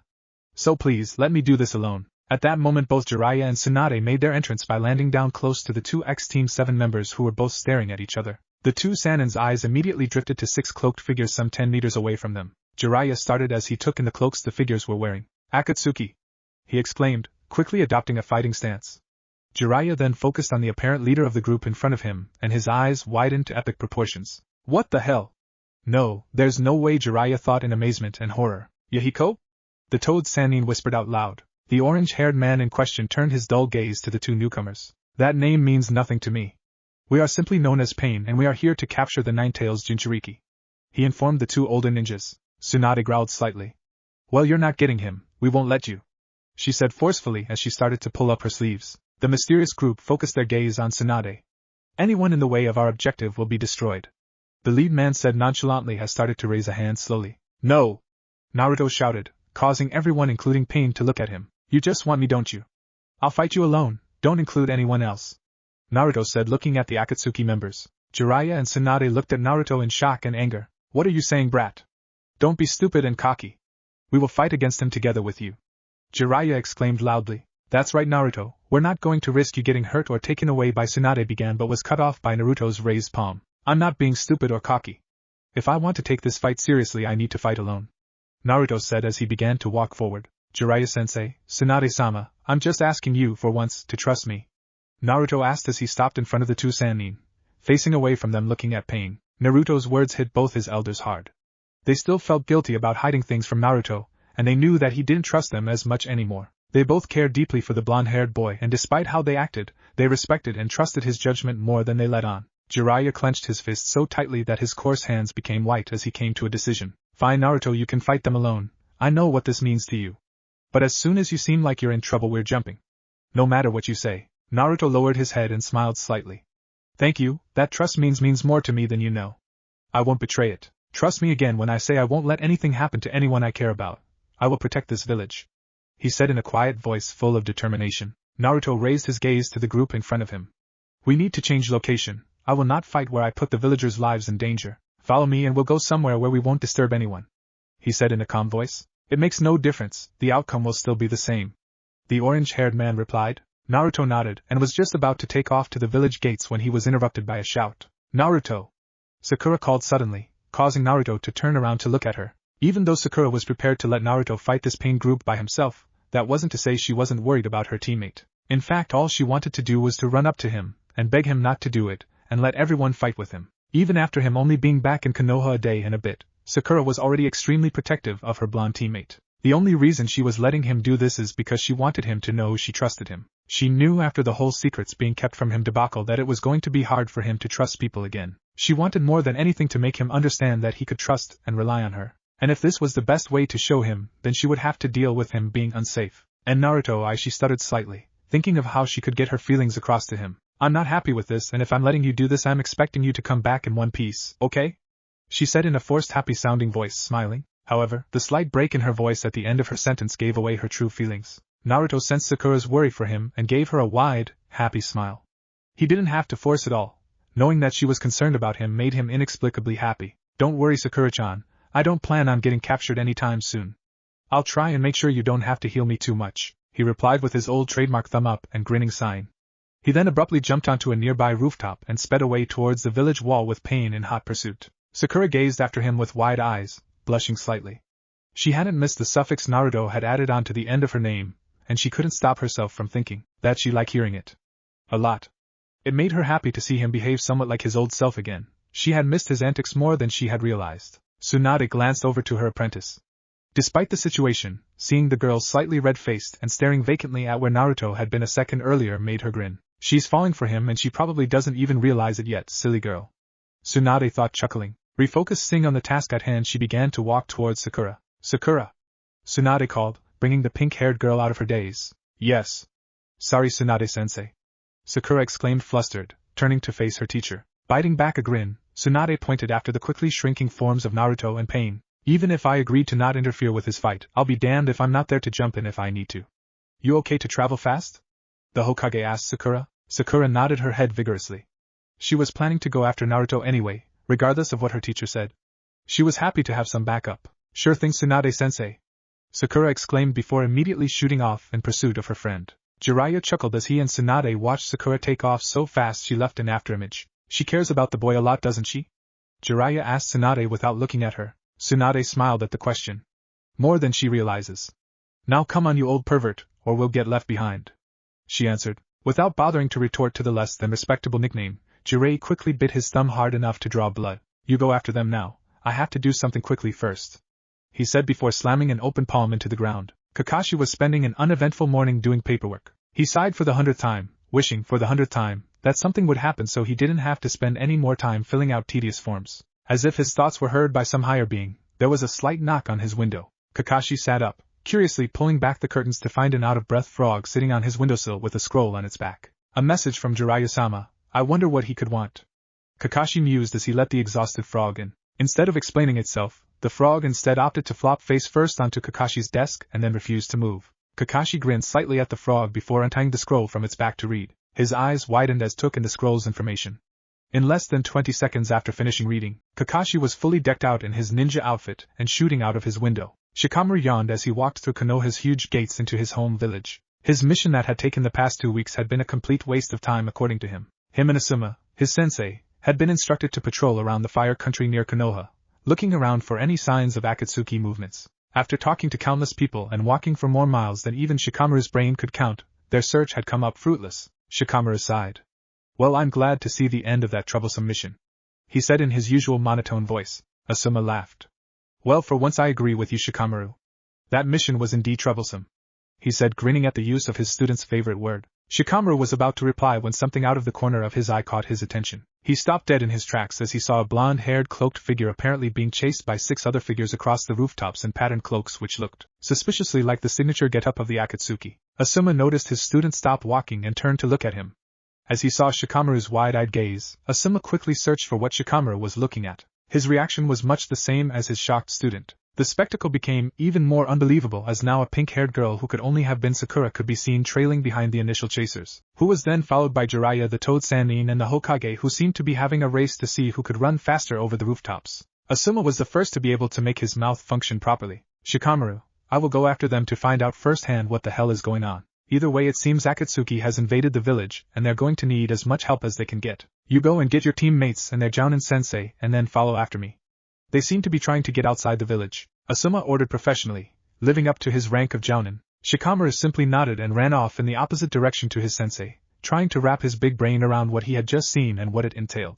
Then something hit him. Was that Naruto? 10 minutes of extremely fast-paced running and jumping later, Naruto thought he had finally came across an appropriate battlefield ahead of him. He had increased his pace after he had exited the village, and so had his chasers to keep up. Naruto was slightly impressed.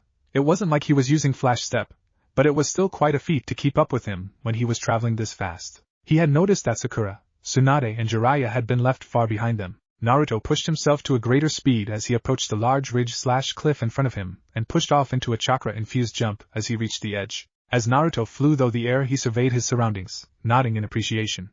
It was as he had thought. He had come across a huge, circular rocky basin. It looked to be about 1 kilometer in diameter, and had a high ridge around the edge. The basin itself looked like a desolate plain. It was almost completely flat all the way across and completely devoid of any green. Even though Naruto covered a large amount of with his jump, he still needed to continue running hard to reach the center of the plain. When he reached the middle, he came to a stop and waited for his enemy to reach him. He didn't have long to wait.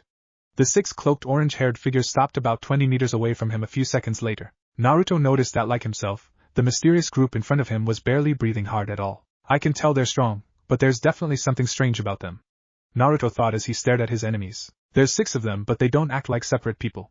In fact, only one of them has talked at all. The rest of them seem to simultaneously act, almost as if they have someone controlling them. I guess I'll find out soon enough. There's a few things I'd like to know before we start this.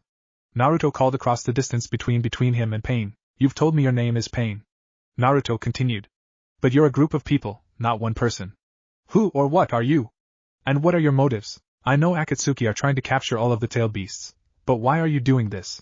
What's in it for you? There was a slight pause before the designated speaker of the group answered him. We are not singular, we are simply Pain.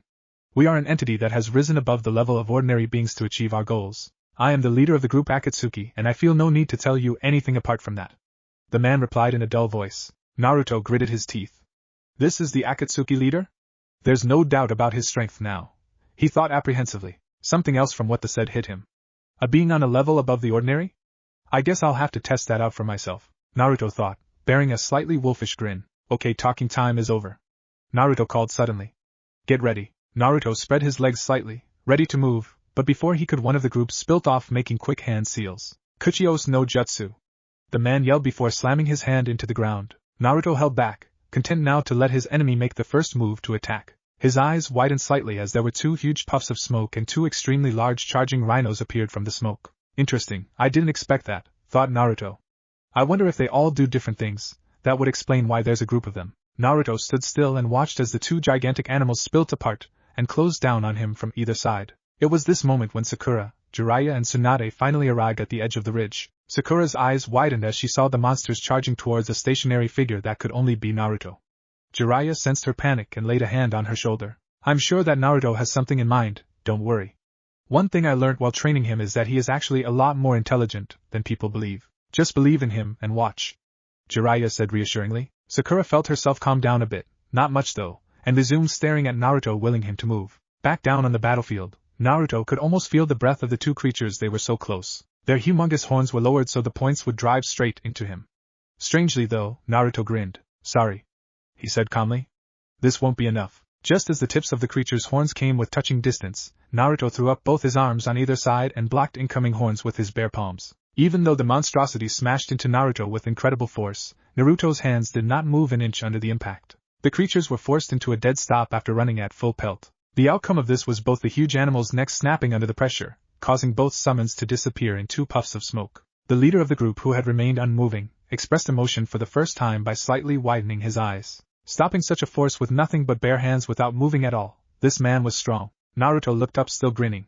My turn, he said before disappearing to a loud swishing noise before everyone's eyes. Naruto immediately reappeared in front of the pain member that had summoned the rhinos. The man couldn't react fast enough as Naruto plowed a fist into his stomach, sending the man flying backwards. Even the punch connected. Another, broader man appeared behind Naruto, trying to kick Naruto in the back. Naruto immediately flash-stepped behind the man, effectively dodging the kick and then going for one of his own. Much to Naruto's surprise, the man shot an arm to his side, blocking the kick without even turning around. Naruto's eyes widened then narrowed as he jumped backwards, disengaging. Something's not right. There's no way he could have seen that kick coming, Naruto thought, looking around at the other members of Pain that were watching him intently. I wonder if they all have some sort of telepathic connection? That would explain why he was able to block that kick without looking, Naruto deduced mentally. Naruto held his hands out to his side, forming two Rasengan, one in each hand. Time to see what happens when I attack the leader, he thought before running forward and disappearing into another flash step. As Naruto disappeared, one of cloaked men positioned himself in front of the leader. No sooner had he moved, Naruto reappeared, slamming one Rasengan into the man in front of his target. Strangely though, his Rasengan seemed to be having no effect. Naruto gasped as he saw his spiraling orb being sucked into a force field around the man. Naruto quickly deduced that this man's power must have something to do with absorbing attacks. Thinking on the spot, Naruto slammed his other Rasengan into the ground in front of the man. Naruto escaped the resulting explosion by flash-stepping to the man's side, who was now distracted by the pieces of high-speed rock that was flying towards him. Naruto quickly sent the man flying with spinning kick, already forming another Rasengan in his hand. As his feet hit the ground, Naruto disappeared and reappeared next to his original target, swinging the Rasengan towards the leader. The man in question, however, did not seem worried by the fact that he had a spinning ball of chakra headed for his face. Instead, he lifted both of arms quickly and shouted Shinra Tensei. A wave of pure power pushed outwards from the man, hitting Naruto straight on and throwing him violently up into the air. Sakura's heart missed a beat as she saw Naruto's form being thrown into the air like a rag doll. Her hopes had been high when she saw Naruto stop the summons with his bare hands, but now that she saw him being overpowered, she was back into her panic mode. Despite the obvious risk and power difference, all she wanted to do was to run down there and smash the weird-eyed man's face in. Only the grip of Jiraiya's strong hand on her shoulder stopped her from moving. Tsunade and Jiraiya watched on in silence, not outwardly showing what they were feeling. Despite being hit full frontal by Pain's attack, Naruto still managed to land on his feet, albeit panting with blood running from the corner of his mouth. Che, Naruto said as he spat a gob of blood onto the ground. I wasn't expecting that. You've got some pretty unique abilities there. I guess it's time for me to get a bit serious as well. Naruto raised his right arm and touched the left side of his collarbone, right where his chakra seal was. Full homen! Naruto exclaimed forcefully, causing the seal beneath his cloak to disappear. The effect was immediate. A wave of immense chakra pushed out from Naruto, causing the wind to pick up and swirl around at insane speeds all across the battlefield. The buffeting winds blew over the edge of the ridge, forcing the spectators to take a step backwards. It was Sakura's first time experiencing Naruto's full chakra firsthand. To say she was shocked was an understatement. What the hell? How can Naruto possibly have this much chakra? It's like the times when the Kyuubi's chakra took over him, but it doesn't seem evil or oppressive. It's just insane. Sakura thought, bewildered. Clearly someone else shared her thoughts. What in the name of Kami was that?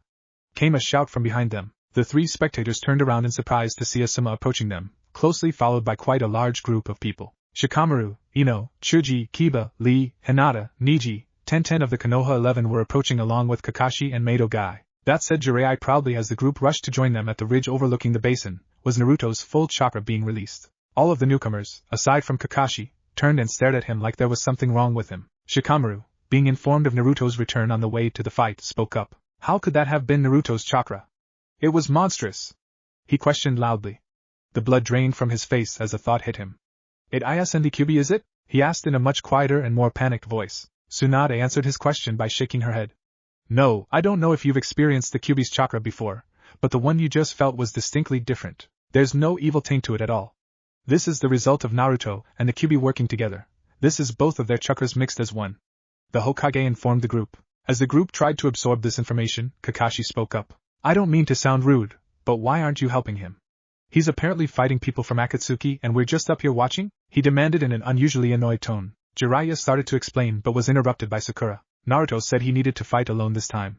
She said quietly, biting her lip. This means a lot to him, so we are trusting him this time and he trusts us to respect his wishes. He's had his trust in people broken enough already, don't you think, Kakashi-sensei? Even though Sakura wasn't accusing Kakashi, he still flinched at her words. He was still regretting the fact that Naruto had been kept in the dark about Akatsuki and Gaara. Even though he was actually ordered to not tell Naruto, he still felt partly responsible. He lowered his head slightly. Sakura's right. If this is what he wants, then we should respect his wishes. We just have to believe in him. The group all nodded reluctantly and took their positions along the edge to watch the fight, all hoping that Naruto managed to win and emerge unscathed. One person, though, was hoping more than the rest. Back down on the basin floor, Naruto's insane chakra had finally stabilized. The air around him was still whirling around slightly, causing his cloak to flutter out behind him. The only obvious change to Naruto was that his whites of his eyes were now glowing golden, matching his hair. Naruto grinned. It felt good to let his chakra loose once in a while. He hadn't done it for weeks. He cracked his neck nonchalantly, all pain from Pain's attack gone. Even though there was no sign of it, Pain was surprised and slightly impressed by the chakra that Naruto was emitting. It was at the level of a Jinchuriki that was totally paired with its bijou, perhaps even more so. Yet the boy had not transformed into a bijou like he knew other Jinchurikis did when they released this level of chakra. This boy is something else, was the thought that drifted through the minds of members of Pain. The leader spoke up. Impressive chakra boy. How did you achieve it without releasing your bijou? The man asked uncharacteristically. Naruto smiled. Let's just say I have a very good relationship with my inner demon. Naruto replied. But I don't think you should be worrying about things like that right now. Naruto's right hand dropped to the thin hilt of his sword. He pulled it slowly from its holder on his waist. Drawing the black sword out completely, Naruto lifted the sword and pointed it directly at the leader. You have some annoying abilities, I'll grant you, but I have a suspicion that each one of you can only use one specific power, like summoning or that absorbing force field. The one of you with the force field moved in front of you to absorb the attack aimed at you. If you had that ability yourself, he wouldn't have had to cover you. Also, you all seem to be connected somehow, because each one of you seem to know where I am without looking at me directly. So I guess the simplest way to get around these problems is to just eliminate you one by one. Naruto deduced out loud. The leader's eyes widened dramatically. This boy had been able to figure out so much about them in just a few minutes of combat. No one had ever been able to analyze his abilities that fast. In Naruto's head, the Kyuubi was chuckling. About damn time, boy. I've been waiting for you to let loose a bit. It's been too long. The Kyuubi said, grinning. Sorry to keep you waiting, Kyuubi. Naruto replied, chuckling inwardly. Naruto continued to stare into the leader's eyes. You better take this seriously from now on.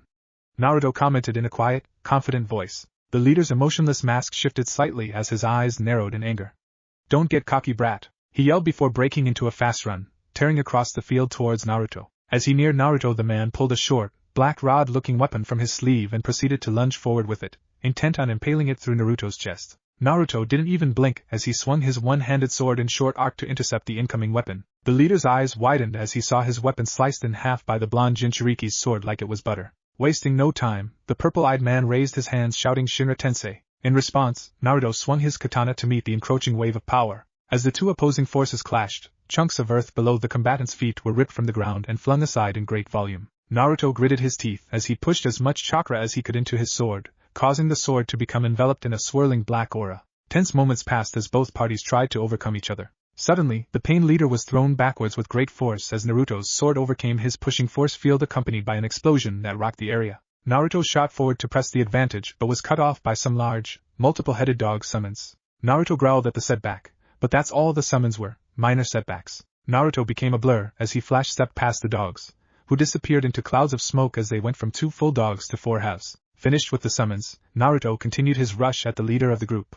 However, he was once again cut off by more of the dog summons. Naruto jumped back with narrowed eyes. There was now 4 snarling multiple-headed dogs charging at him. With a combination of Rasengan and blistering sword slashes, Naruto managed to kill the 4 dogs in under 10 seconds. He jumped backwards, putting some distance between him and Pain. He was already suspicious that wasn't the end of the dog summons, and he wasn't disappointed. This time 8 dogs poofed into existence, ready to try and tear him apart. Every time I kill one, 2 more take its place no matter how fast I kill them. Naruto hypothesized. I don't have time to play around anymore.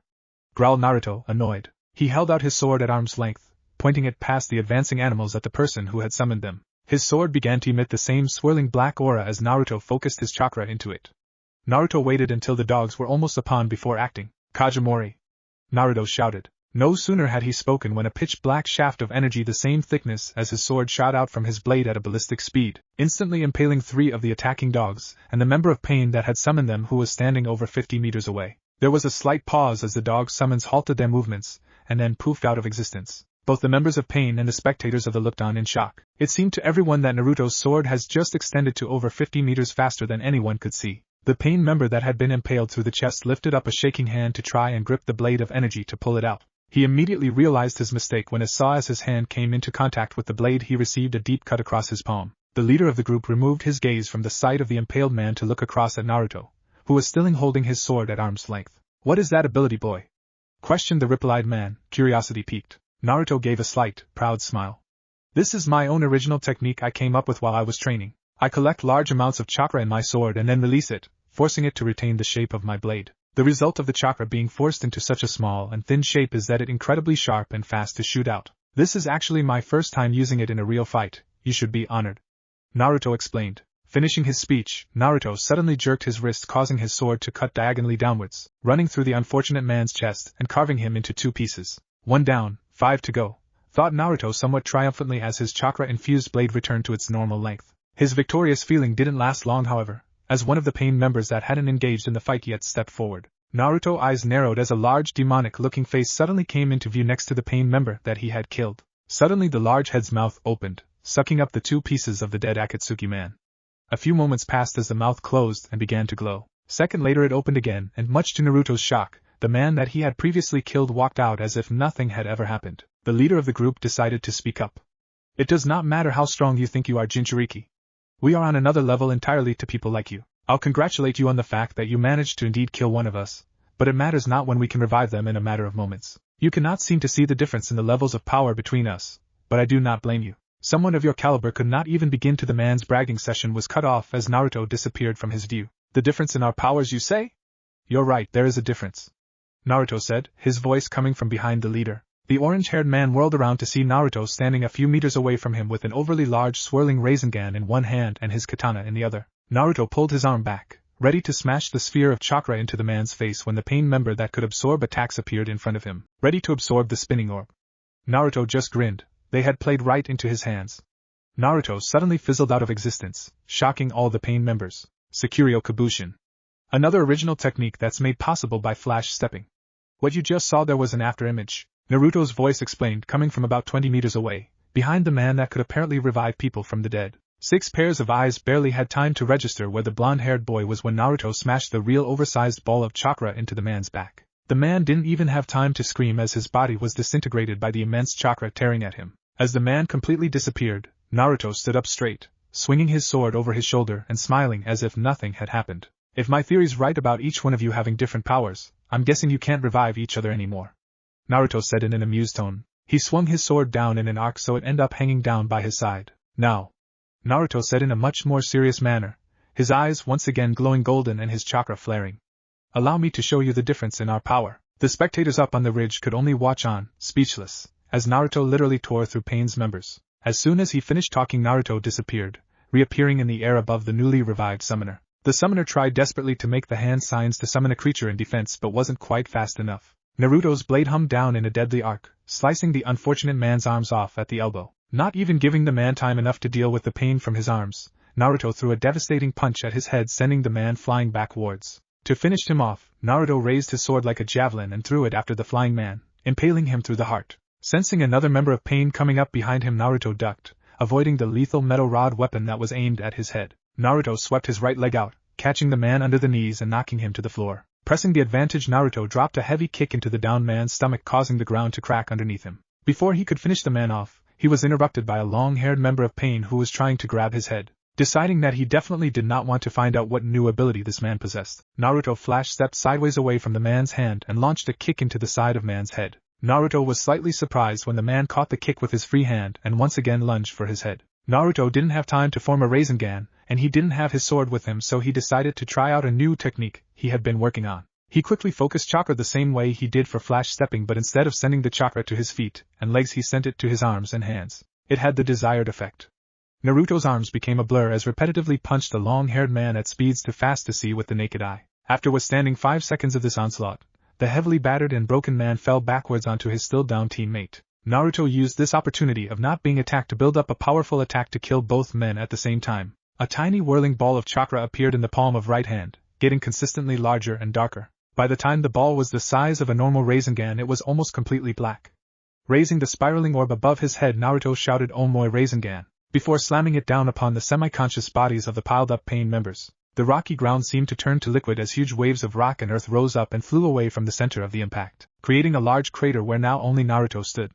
What remained of the two men after being crushed by the massive weight of Naruto's attack could hardly be described as people. Jumping out of the crater with ease, Naruto landed and looked around, and what enemies remained. Only 3 of 6 original members of Pain were left: the leader, the man who could absorb attacks, and a very strange-looking person whose shape was humanoid but barely resembled a human. Without waiting to say anything, the strange-looking man suddenly held up an arm which had suddenly sprouted mechanical-looking attachments. The attachments proved to multiple missiles as they shot off the man's arm, careening towards the stationary Naruto. Shit, this is tiring, thought Naruto exasperatedly as took off at a fast pace towards his sword, which was still embedded in one of the Pain's chest. Despite Naruto's speed, the missiles had almost caught up with him when Naruto reached his sword. As soon as his hand wrapped around the sword's bandaged hilt, Naruto used an excessive flash step to travel about 50 meters away from the missiles. His hopes of losing them by flash stepping far enough away were dashed when he saw the missiles change direction and started hurtling towards him again. An idea hit him, but he narrowed his eyes. This is gonna use up some chakra, he thought reluctantly as he once again raised his sword up to arm's length. Furrowing his eyebrows in concentration, he focused on the 5 missiles speeding towards, judging where they were going to be seconds later. A few moments later he tensed, yelling Kajimori. In the space of a second his blade extended and retracted 5 times, shooting out 5 pitch-black chakra lances. All 5 shafts of energy hit the missiles, causing them to explode simultaneously. Not finished yet though, Naruto held his arm out, pointing his sword to his side without turning to look. The Pain member that had launched the missiles was nearly 100 meters away, didn't even have time to react as he was impaled through the forehead by a 100-meter-long shadow lance. The next moment, the strange mechanical Pain went out the same way that was of his teammates had, cleaved into 2 pieces. Naruto only paused for a second in astonishment when the man didn't erupt in a shower of blood, but mechanical parts. Shaking his head in wonder, Naruto crouched slightly and shot towards the leader once again, hoping to catch him unawares. Naruto didn't want this attack to be a repeat of last time, so instead of attacking with his sword he charged up an Ultima Rasengan with one hand to test out how the leader's pushing force field reacted to ninjutsu techniques. Before he could reach the leader however, the other last remaining Pain member intercepted him, putting himself in front of the leader. I'm getting seriously sick of this guy, Naruto thought with gritted teeth while his Rasengan was reduced to nothing by the man's absorbing force field. Naruto jumped back, thoroughly annoyed. He gripped his sword tight in his hands and made the typical 2-finger seal with his other hand. This was a way of channeling and focusing his chakra that he had discovered during his training. Because the seal wasn't being used to perform any jutsus, it just drew out chakra. Something that would be considered a waste to most people who tried to conserve their chakra as much as they could. For Naruto though, it was a perfect way of channeling his immense chakra reserves. After a few moments of concentration, Naruto looked up at the man standing 10 meters away. Absorb this, Naruto said simply before disappearing in a blur of motion. For the next 5 seconds all anyone could see of Naruto was a blur of afterimages encircling the member of Pain, who was almost invisible through the speeding blur of afterimages that Naruto left in his wake. Suddenly Naruto reappeared in the flesh 5 meters away, his back to the man with his sword held at arm's length pointing diagonally towards the sky. Flash step dance, Isen Kurinuki, Naruto said calmly, as the stationary man behind him suddenly erupted blood in large quantities from all over his body, collapsing. Unmoving on the ground, Naruto swung his sword to his side, flicking the leftover blood off it. He was panting slightly from using the flash step dance. It used up a lot of chakra. Even though he regained chakra incredibly fast because of his and the Kyuubi's insane combined reserves, it still took it out of him a bit using such a powerful attack. Especially one he hadn't even used in combat before. Well, I've killed 5 of them anyway, which means the only one left is Dash. Shinra Tensei. Naruto tried to react, swinging his sword behind him to try and catch the blast. It was pointless however, this force wave was way above the level that he was hit with before. Naruto felt like he was hit with a giant fist as the giant wave of energy smashed into him, sending him skidding across the ground towards the edge of the basin. Naruto managed to slam his sword into the ground mid-spin, halting his progress instantly. Naruto got up on one knee, spitting out a mouthful of blood. He looked around him in shock. The blast wave from the leader had affected nearly a quarter of the giant basin, leaving a huge 200-meter crater in the middle of the battlefield. Naruto looked up at the fast-approaching remaining Pain member running towards The man stopped about 50 meters away from Naruto, but even from there Naruto could see the look of absolute rage of the man's face. Naruto spoke up first, however, climbing to his feet. Can I just ask, Pain, if that's what I'm supposed to call you, why you fight? It's obvious you are incredibly powerful. Someone of your caliber should be using their powers for the greater good of this world, not helping to destroy it. Naruto asked in a serious voice. Shut up, you ignorant brat. The man yelled vehemently, startling Naruto. Do you think you are someone who gets to choose which path is good and which is bad? The man continued in an angry, raised voice. By your disapproving tone of voice I can tell that you believe you walk the path of righteousness, that you fight for peace. I fight for the same thing. You think that you can actually achieve peace by fighting a one-sided fight against all others and win? That line of thinking is utterly ignorant. You will never achieve peace like that. By fighting a war and winning it, what do you achieve? Nothing except causing more hatred from families and friends of the people that you killed. Your version of peace isn't real peace. It is peace only for you and your people, and it won't last. The hatred that you caused by fighting will rise up and another fight will be fought, giving birth to more hatred. The cycle is never ending. The only way to stop this endless cycle of hatred is to eradicate any reason for people to hate each other. That is my reason for fighting Uzumaki Naruto. I am a true fighter for peace and I have given everything for that cause. I have reached levels that people thought were impossible and then surpassed them. For my fight for peace, I became a god. The man finished the last sentence shouting in a booming voice that even carried to the spectators watching the paused fight. Pain raised his arms slowly above his head and Naruto could feel the increase in pressure already even from a distance. Pain suddenly threw back his head. Planetary destruction. He screamed at the top of his lungs. As soon as he had said the words, humongous chunks of earth were ripped from the ground and began elevating through the air towards a spot high in the sky above the leader's head. It felt like a major earthquake had hit the area, even causing some serious tremors to reach Konoha, making more than a few people start to panic. The basin they had been fighting in was literally being torn apart, and slowly but surely the circle of destruction was getting larger. Naruto, who had remained stationary on the ground throughout the turmoil, looked up at the edge of the basin. He knew people had followed him from Konoha. He had been expecting it, and he could guess from the chakra levels as to who they were. What he didn't expect was all the other people that had turned up. Most of the people from the old Konoha 11 and their senseis. His jaw tightened as he saw a flash of pink hair up on the ride, courtesy of his QB-enhanced vision. Seemingly unaware of the apocalyptic destruction happening around him, Naruto looked down at his feet. He had told everyone that this was his fight and to stay out of it, but now they were getting dragged into it by his enemy's incredible power. He was sure that Jiraiya and Tsunade could fend for themselves, but he wasn't so sure about everyone else up there. Naruto suddenly felt the gravitational pull start to affect him as chunks of earth were torn out around him. He jammed his sword point first into the ground, keeping himself planted. He didn't really have that many options left. He could probably manage it as he was if he was by himself with no one to think about, but his friends were in danger, soon to be mortal danger. Images flashed across his mind of Sakura being pulled up, screaming, towards the monolithic compacted earth ball that was forming in the sky. No! I won't let that happen! Naruto thought angrily, closing his eyes briefly. Use it! Spoke up the QB suddenly inside his head. Naruto opened his eyes quickly. What, against him? I really didn't want to pull it out so early in my fights, especially with everyone watching. Naruto replied mentally. TCH. The QB snorted. It's not like your powers were going to stay a secret for long. Plus this man's monologue is irritating me. Show him our power, real power. Naruto was silent, but he had come to a decision. The man's speech had angered him as well.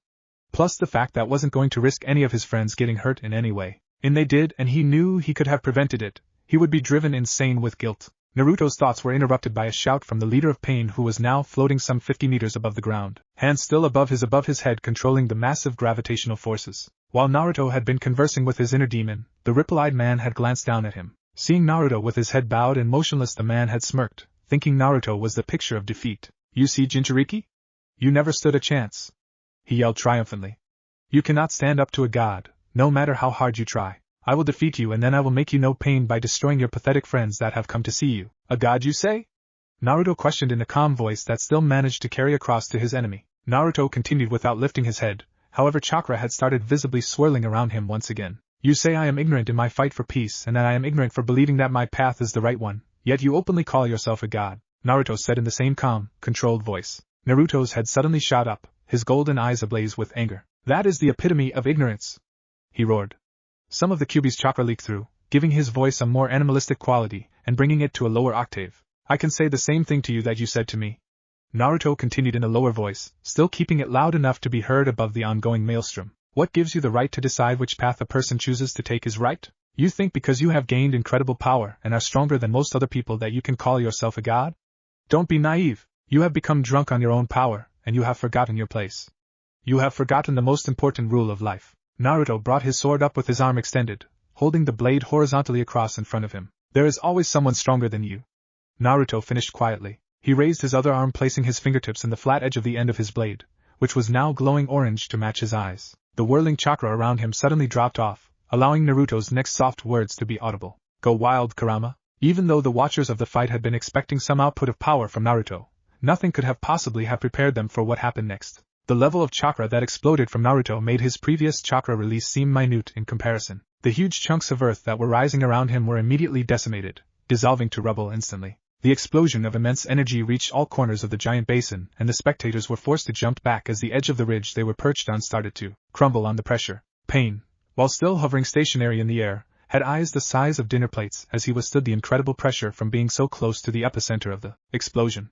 He tried to catch a glance at his enemy, but the Jinchuriki was invisible in a seemingly solid spinning orb of energy. Sakura and indeed every one of the spectators were speechless as they tried to comprehend what was happening in front of them. They had known that Naruto had become stronger from his time training, they had even accepted that he had become incredibly strong, but none of them expected anything of this magnitude. He's on a completely different level to us, thought a dazed Sakura. But so is that man. I've never seen a battle like this before. Their powers are so far above ours, it's almost like watching two gods fighting. Suddenly Naruto's chakra stabilized and a final burst of energy shot out in all directions from the blonde-haired Jinchuriki, cracking the ground all across the battlefield. The rushing winds and swirling chakra dissipated as well, allowing Naruto to finally become visible to everyone. Though it would seem impossible, everyone's eyes widened even further. Whatever they had expected, it wasn't this. The most noticeable thing was the 9 large, white, flowing tails that were sprouting from Naruto's tailbone.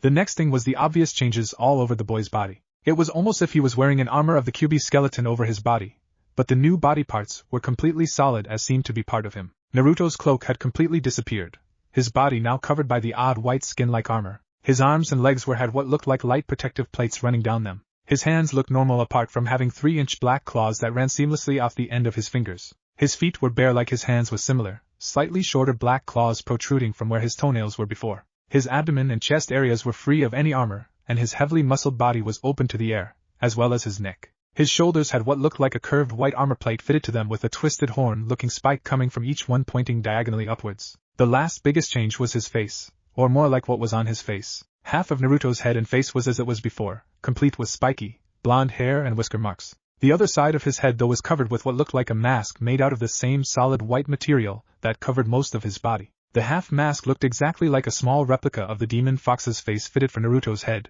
complete with a long raised fox ear and the start of a muzzle and snout. The mask had an eye hole as well, where a blazing golden eye was easily visible through. Both Naruto's eyes were completely golden now except for the pupil and seemed to radiate power. Naruto's sword had also seemingly disappeared during the transformation as well. The man who called himself Pain, meanwhile, was shaking. Shaking in fury. Naruto's previous speech had hit him hard, which had caused him to become even more enraged. He had spent most of his life pursuing his goal of peace, and now this boy had made him question his beliefs and goals with a few simple sentences. Something snapped in the man and his reason went out the window. Die! He screamed as he threw his arms forward. The now insanely large compressed ball of earth and rock moved forward and started plummeting downwards in the direction that the man had signaled, down on top of Naruto. Sakura caught her breath as she saw what the man was doing. It didn't even cross her mind that if something that large and heavy crashed into the ground that her and the people around her were too close to be able to avoid being hit by the resulting destruction. She was only concerned with her teammate's safety. Naruto, however, did not seem concerned at all as he turned his golden gaze upwards to the fast-approaching monolithic orb of earth. It was so large that the whole area around Naruto had gone dark. It had blocked out the sun. Even though nobody could hear him, Naruto spoke up quietly. I expected more from a god. He murmured expressionlessly. He slowly raised one hand above his head, pointing towards the epic meteor. He clawed his hand, his long black claws nearly meeting in the center of his palm. A small ball of pitch-black energy formed quickly in center of this space, spiraling off black shaft of energy, as it grew steadily larger in his clawed hand. Naruto's hand slowly unclawed as the orb of energy became larger, soon becoming triple the size of a normal Rasengan. Naruto's face remained expressionless as the huge sphere of earth came even closer.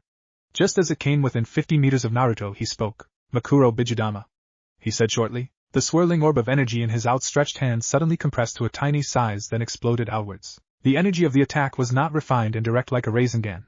It was completely raw and savage. The beam of black energy exploded outwards from Naruto's palm in a funnel-like shape, enveloping all of the massive meteor heading towards him. The monolithic ball was completely torn apart and destroyed on an atomic level by the power of the huge blast. The blast itself carried on past the fragmented ball and up into the sky, growing larger the further it traveled higher. The blast finally dissipated, but not before clearing the sky above of all clouds, leaving the sky completely blue and blemish-free. Naruto lowered his hand to side, sighing slightly. His keen eyes noticed a figure falling headfirst from the sky, trailing blood. When it crashed into the ground, Naruto closed his eyes. It's finished, he thought. He wasn't happy though, the victory had seemed hollow to him. TCH, puny god, commented the QB inside Naruto's head. Even so, it felt good to let loose, kid, thanks for that. Naruto could almost see the malicious grin the fox's face. Naruto flash stepped suddenly, clearing the distance between him and his fallen enemy in an instant. He gazed down at the dead man who had obviously been caught by the edge of Naruto's attack. The left half of his body was completely gone, and the area around him was drenched in blood. His head was still intact though, and as Naruto looked upon it he was slightly shocked. The man's last facial expression before he died was one of complete lack of expression. The man had known he was going to die. This was proven by the fact that he had closed his eyes before he died. But even so, his face was expressionless, not something you would expect of someone who knew they were about to die. Naruto bent down and frowned. The man had an awful lot of large piercings on his face, too much for them to be cosmetic. Naruto remembered that all of the group had had the same piercings as well. Curiosity piqued, Naruto reached out and softly touched one of the rod-like piercings. Immediately he felt the presence of a foreign chakra surging through it. Naruto quickly removed his hand and touched another piercing. His eyes narrowed as he realized what the piercings were. What is it, Kit? Questioned the QB in a curious voice. Those piercings, theory chakra receivers. This man and all the rest of the group were being controlled by someone else this entire time.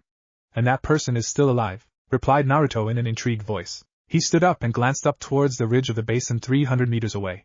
He could still see his teammates and friends up there watching him. He smiled slightly. They were safe, for now. Still in his skeletal QB form, he repeated the familiar action of focusing chakra to his feet. His disappeared into a flash step, reappearing a few seconds later on the very edge of the basin in front of his peers. Everyone jumped at Naruto's sudden appearance. How the hell had he traveled such a distance in just a few seconds? Naruto felt everyone gazing at him in awe and even slight trepidation. Naruto felt a slight pang of hurt shoot through him at their apprehensive looks. He should have expected something like this. He did look a lot like a humanoid QB at the moment. Even so, his eyes drooped slightly as he looked down at the ground to avoid his friend's stares. Sakura was the first to see and realize what had caused Naruto's mood to visibly drop, and she mentally kicked herself.